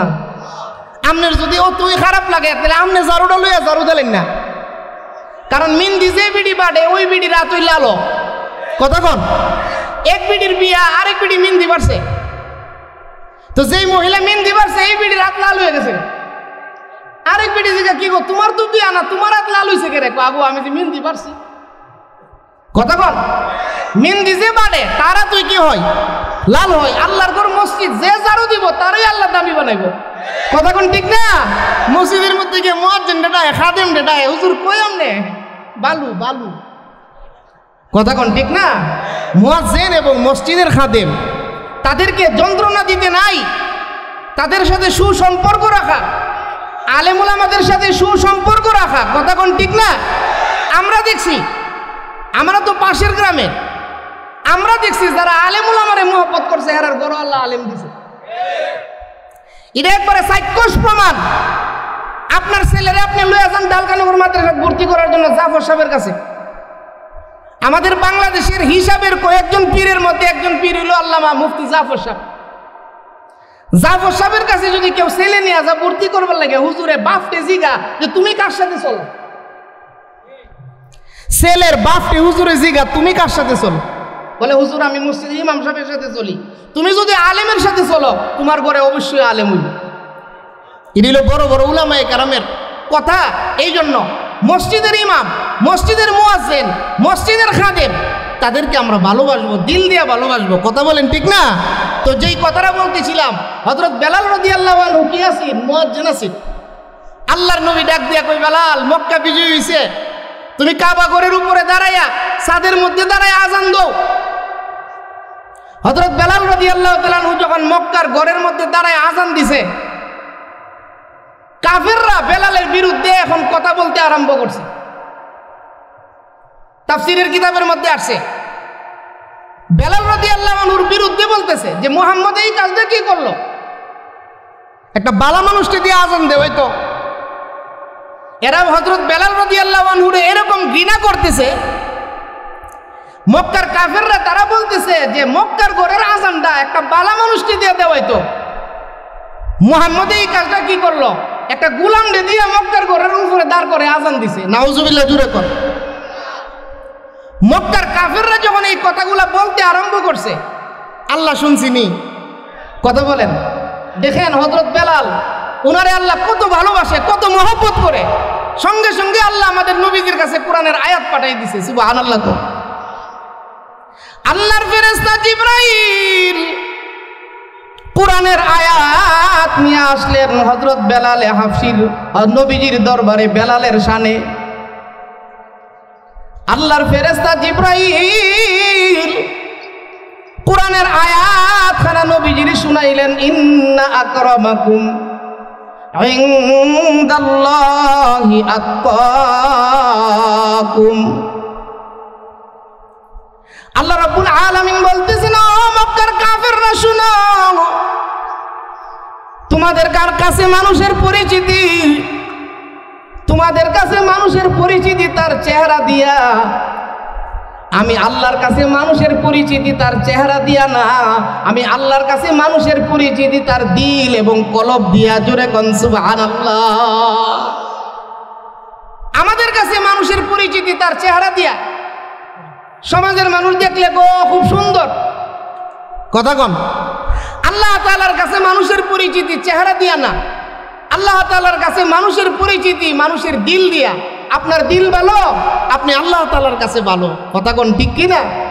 আল্লাহ তাআলা নবীজির কাছে কোরআনের আয়াত নাজিল করলেন আর বললেন, ও আমার হাবিব, আপনি মক্কার কাফেরদেরকে জানাইয়া দেন বেলালে আজান দিছে, এই কারণে তারা হযরত বেলালে কটূক্তি করতেছে, বেলালে নিয়ে বিভিন্ন কথা বলতেছে।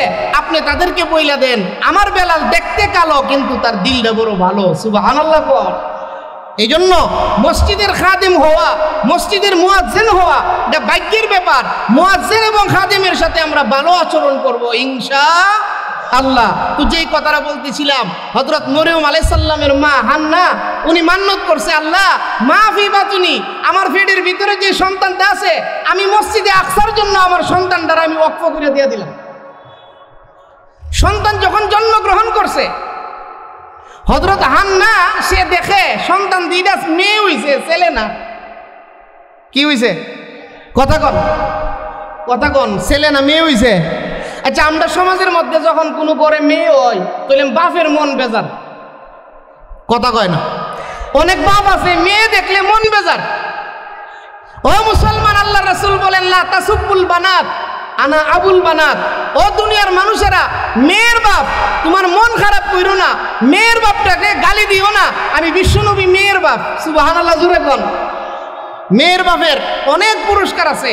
যেই ঘরে একটা কন্যা সন্তান, একটা মেয়ে সন্তান জন্মগ্রহণ করে, সেই ঘরের মধ্যে আল্লাহর একজন রহমতের ফেরেশতা চলে আসে, সুবহান। আমাদের ব্রাহ্মণবাড়িয়ার একটা ঘটনা আপনাদেরকে শোনাই। মহিলাটার বাপের বাড়ি নাটাই, বাপের বাড়ি নাটাই, স্বামীর বাড়ি ওই মণিপুর এলাকার, গ্রামের নামটা এখন বলবো না। এই মেয়েটার ঘরে প্রথম মেয়ে হইছে, পরের বছরও মেয়ে হইছে সিজারে। প্রথম মেয়ে হইছে, পরের বছরও কি লাগে মেয়ে হইল। এই মেয়ের স্বামীরা, এই মেয়ের জামাইরা বউডারে হাসপাতাল ফালাই দিয়ে বাইকে গেছে, নাউজুবিল্লাহ জোরে কোন। এই জাতের কুলাঙ্গারও আমাদের সমাজের মধ্যে আছে। মেয়ে জন্ম হইলে তার মন খারাপ, কথা কন। যখন হযরত হান্নার ঘরে হযরত মরিয়ম আলাইহিস সালাম জন্মগ্রহণ করছে, হযরত হান্না মরিয়ম রে দেখা সে বলতেছে যে আল্লাহ চাইছিলাম কি পাইলাম কি, চাইছিলাম, কথা কন, চাইছিলাম কি লেগে ছেলে চাইছে। আমি মান্য তো করছি যে আমার ছেলে হইলে আমি ছেলেটারে মসজিদে দিয়ে দিব। এখন যে হইছে মেয়ে, এখন কি করব? হান্না মরিয়ম আলাইহিস সালামের মা মেয়ে লইয়া পড়ছে বিবাকে। আল্লাহ তাআলা জিবরাইল আলাইহিস সালামকে পাঠিয়ে দিয়েছে হযরত হান্নার ঘরে, সুবহানাল্লাহ। আল্লাহর ফেরেশতা জিবরাইল আলাইহিস সালাম হান্নার ঘরে আইসা বলতেছেন, হান্না তুমি ছেলেও বানাইতে পারবা না, মেয়েও বানাইতে পারবা না। ছেলে মেয়ে দান করনেওয়ালা একমাত্র কে? আরো জোরে কন। বারবার মেয়ে হয়, এই কারণে কোনো মহিলা যদি মাজারও গিয়া, বাপের কাছে মাজারও গিয়া পীরের কাছে বলে ওই মহিলা ছেলে বানাইতে পারবো, আরো জোরে কন। ছেলে দেওয়ার মালিক কে? আল্লাহর ফেরেশতা জিবরাইল ডাক দিয়ে বলতেছেন, ও হান্না, আল্লাহর কাছে তুমি সন্তান চাইছো, আল্লাহ তোমারে সন্তান দিছে, কন্যা সন্তান। তুমি কোনো টেনশন করিও না, তোমার মেয়েটাকে, তোমার কন্যাটাকে তুমি মসজিদে দিয়ে আসো। আমার আল্লাহ তোমার মেয়ের মাধ্যমে পৃথিবীর মধ্যে অলৌকিক ঘটনা ঘটাইবে, জোরে কোন সুবহানাল্লাহ। আল্লাহ তাআলা বলতেছেন, এ হান্না তুমি কোনো টেনশন করো না, মেয়ে দিছি তো আমিও দিছি। দিছে কে? আমি আল্লাহই তো বুঝাই দিছি। তোমার মেয়েটারে নিয়া তোমার মান্যত অনুযায়ী মসজিদে রাইখা আসো। হযরত মরিয়ম আলাইহিস সালামকে নিয়ে গেছে মসজিদে। তখন মসজিদের ইমাম হযরত জাকারিয়া আলাইহিস সালাম, তখন মসজিদের ইমাম হযরত, কষ্ট হইতাছে, জোরে বলেন নবীর নামটা জোরে বলেন, হযরত জাকারিয়া আলাইহিস সালাম মসজিদের ইমাম। মরিয়মের আপন খালু, মরিয়মের হযরত জাকারিয়া আলাইহিস সালামের কাছে মরিয়ম রে নিয়ে গেছে। যাই বলতেছেন, ভাইজান ইমাম সাহেব হুজুর, আমি মান্যত করছিলাম আমার ঘরে সন্তান হইলে মসজিদে দিয়া দিমু, সন্তান হইছে মেয়ে। আল্লাহর পক্ষ থেকে আমার কাছে রায় আসছে আমি যেন মেয়েটাকে মসজিদে নিয়ে আসি। এখন আমার মেয়েটাকে আমি মসজিদে নিয়ে আসি, আপনি তো ইমাম, আপনি গ্রহণ করেন। হযরত জাকারিয়া আলাইহিস সালাম কি করছে? মুসল্লিদের জমাইছে। কারণ ইমাম সাহেব নিজে নিজে কিচ্ছু করে না, মুসল্লিদেরকে নিয়ে পরামর্শ করে করে, কথা কোন ঠিক না? ইমাম সাহেব মসজিদের ইমাম হয়ে গেছে দীক্ষা, ইমাম সাহেব নিজে নিজে কিচ্ছু করে না, মুসল্লিদেরকে নিয়ে একটা পরামর্শ করে। জাকারিয়া আলাইহিস সালাম মসজিদে আকসার মুসল্লিরা ডাকছে, সমস্ত মুসল্লিরা বইছে। জাকারিয়া নবীর কাছ থেকে ঘটনা শুনছে যে মরিয়মের মা এরকম এরকম মান্যত করছিল, এখন মরিয়ম জন্মগ্রহণ করছে, তারে নিয়ে মসজিদে আসছে, এখন কি করা? মুসল্লিরা পরামর্শ দিল, হুজুর এই মেয়েটাকে মসজিদে গ্রহণ করেন, মেয়েটাকে মসজিদে কি করেন? গ্রহণ করেন। এই মেয়েটার জন্য মসজিদে একটা রুম দেন। জাকারিয়া পয়গাম্বর তাদেরকে বলতেছে, মেয়েটারে গ্রহণ করলেই তো হইতো না, এই মেয়েটারে লালন পালন করবে কে? দায়িত্ব দিতে হইব কাহারু কাছে, কথা কন না। মা মসজিদে নিয়ে দিয়ে আইসা পড়বো, এখন মেয়েটা কি নিজে নিজে লালিত পালিত হইতে পারবো? এখন এই মেয়েটারে লালন পালন করবে কে? মুসল্লিদেরকে নিয়ে যখন পরামর্শ করছে তখন সমস্ত মুসল্লিরা হাত উঠাইছে যে হুজুর আমি লালন পালন করব। সবাই যখন হাত উঠাইছে জাকারিয়া নবী পড়ছে আরেক বিভাগে, কার কাছে জিম্মাদারি দিব? হযরত জাকারিয়া নবী যখন বিভাগে পড়ছে আল্লাহ তাআলা হযরত জিবরাইল আলাইহিস সালামের মাধ্যমে আবার জিবরাইলকে হযরত জাকারিয়া নবীর কাছে পাঠাইছে। সুবহানাল্লাহ, জোরে কর। জিবরাইল আলাইহিস সালাম রে আল্লাহ পাঠায়া জাকারিয়া নবীরে বইলা দিছে যে কারে দায়িত্ব দিবেন? সবাই তো হাত উঠাইছে, আপনি লটারি দেন। সুবহানাল্লাহ, কোন কি দেন? আরো জোরে কোন কি দেন? লটারি দেন। লটারিতে যার নাম উঠে সে মরিয়মকে লালন পালন করবে। আর আল্লাহর ইচ্ছা হইল মরিয়ম রে সবার করে খাওয়াইতো না, মরিয়ম রে সবার করে। কারণ কোন কোন লোক আছে সুদকুর, আছে কিনা নাই? আমরা সমাজের মধ্যে দেখেন, আমরা যারা মসজিদের ইমাম আছি, এখন আমরা পানির মধ্যে ফু দিলে এখন আর ফেডের বেদনা ভালোও না। আর আগে আমরা ছোটবেলায় দেখছি ইমাম সাহেব যদি সুঙ্গার বিক্রি করে ফু দিয়া দিছে, কথা মনে বুঝাইতে পারছি না। ইমাম সাহেবের কাছে গিয়ে কইছে হুজুর সুঙ্গা আনছিলাম, সুঙ্গার বিক্রি ফু দিয়া দেন। সুঙ্গার বিক্রি ফু দিয়া দিলে বাড়িতে নিয়ে সাইরে দিলে সকলতে রোগ ভালো হয়ে গেছে। আগের ইমামের মুখের মধ্যে আল্লাহ ইমন পাওয়ার দিছেন, আর এখন ইমাম সাহেবের মুখের মধ্যেও আমরার মুখের মধ্যেও পাওয়ার নাই। কি লেগে জানেননি? সুদকুরের গরো দাওয়াত খাওয়ান লাগে। কথা কোন ঠিক কিনা? কারণ সুদকুরের গরো দাওয়াত না খাইলে দুপুরের দিন সোয়ালে ইমামতি থাকতো না। কথা কোন? যাই হোক, যেই কথাটা বলতেছিলাম, আল্লাহ তাআলা চাইতেছে মরিয়ম রে একটা বালা মানুষের গরো খাওয়াইতো। সবাই যে হাত উঠাইছে সবার করে আল্লাহ মরিয়মের জিম্মাদারি দিবে না। সুবহানাল্লাহ। এই কারণে আল্লাহ কয়ে দিছে, ও আমার নবী জাকারিয়া আপনি লটারি দেন। লটারিটা কি? লটারিটা হইল সবাইরে বলবেন একটা করে কলম লইতো। কলম কিতা লইতো? যারা মরিয়ম রে খাওয়াইতেছা সবাইরে বলবেন একটা করে কলম লইতো। তারা কলম না নদীর স্রোতের মধ্যে ফালাইব। যার কলম বাইসা যাইব গা সে মরিয়ম রে খাওয়ানোর জিম্মাদারি পাইতো না। যার কলম নদীর স্রোতের মধ্যে দাঁড়ায় থাকবো সে মরিয়মের জিম্মাদারি পাইব। সুবহানাল্লাহ, জোরে কর। জাকারিয়া নবী যখন এই কথা বইলা দিছে তখন সবাই কলম লয়ে আইছে মরিয়মের লালন পালনের জিম্মাদারি নেওয়ার জন্য। সবাই কলম পালাইছে, সকলের কলম বাইসা চলে গেছে। আল্লাহর নবী হযরত জাকারিয়া আলাইহিস সালামের কলমটা বাইসা গেছে না, জাগাত দাঁড়াই রইছে। সুবহানাল্লাহ, জোরে কর। এখন এই লটারি বুঝতে থাকলে বলেন মরিয়মের দায়িত্ব পাইছো কে? আরো জোরে কর। আল্লাহর পয়গাম্বর হযরত জাকারিয়া আলাইহিস সালাম মরিয়মের দায়িত্ব পাইছে। মরিয়ম রে বাইতুল আকসা মসজিদে আকসার পাশে রুম দিছে। রুমের ভিতরে মরিয়মে থাকে, যে রুমের মধ্যে কোনো জানালা নাই, কোনো ভেন্টিলেটর নাই, একটা মাত্র দরজা। এই দরজার চাবি আল্লাহর নবী হযরত জাকারিয়া আলাইহিস সালামের কাছে। এই ঘরের ভিতরে মরিয়ম থাকে। জাকারিয়া নবী দৈনিক 2 বেলা গিয়ে ওনারে খাবার দিয়ে আসে। আল্লাহর পয়গাম্বর হযরত জাকারিয়া আলাইহিস সালাম দৈনিক 2 বার ওনাকে খাবার দেয়। আল্লাহর কুদরত, হঠাৎ করে আল্লাহ জাকারিয়া পয়গাম্বর রে বুলাই দিছে মরিয়মের ঘরে খাবার দিতে ওনার মনে নাই। জুরে কোন সুবহানাল্লাহ। মরিয়মের ঘরে খাওয়ান যে দিব এই কথাটা উনি ভুইলা গেছে।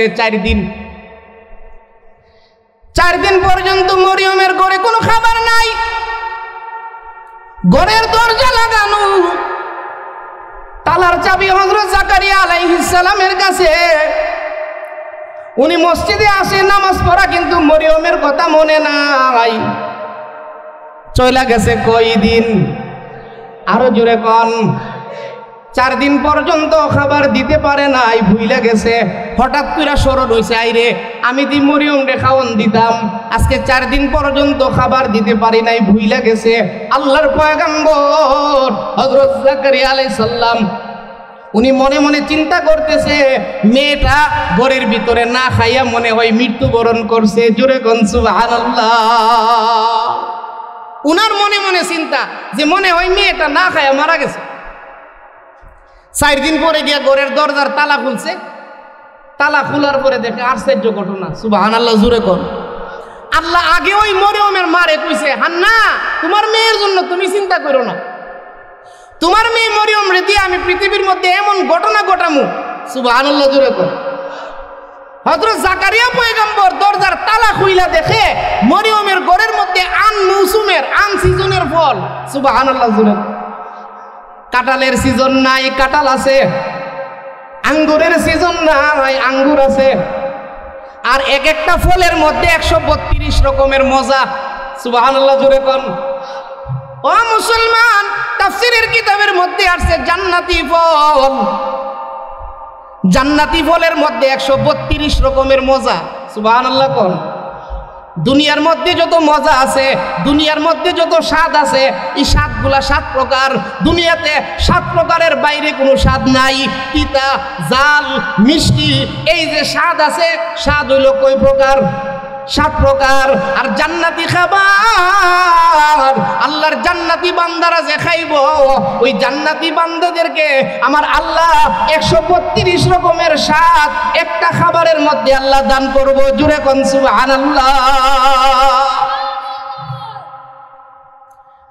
আল্লাহর ফেরেশতা হযরত, আল্লাহর পয়গম্বর হযরত জাকারিয়া আলাইহিস সালাম ডাক দিয়ে বলতেছেন, মরিয়ম, তোমার ঘরের দরজার চাবি তো আমার হাতে, এবং তোমার ঘরের মধ্যে তো কোনো জানালা নাই। মরিয়ম গো, এই খাবার পাইছো কোথায়? এই খাবারগুলা তোমাকে কে দিল? আল্লাহর বান্দি হযরত মরিয়ম মুস্কি হাসি দিয়া ডাক দিয়ে বলতেছেন, খালু জান, ও আমার খালু, এই খাবার আমার আল্লাহ আমি মরিয়মের ঘরে পাঠাইছে। জুড়ে কোন সুবহানাল্লাহ। ও মুসলমান, এই ঘটনা থেকে আমরা কি শিখলাম? আমার আল্লাহ আপনাকে দারুণার বাহির থেকেও রিজিক দেওয়ার ক্ষমতা আল্লাহর আছে কিনা না? আমরা তো মনে করি সিএনজি লয়া না বাইরিলে বুঝি আমার খাবার আসবে না। আমি তো মনে করি রিক্সাটা লয়া না বাইরিলে আমার খাবার আসবে না। আল্লাহ রাব্বুল আলামিন বলতেছেন, ও আমার বান্দা বান্দি, দেখো আমার বান্দি মরিয়ম রে, আমি আল্লাহ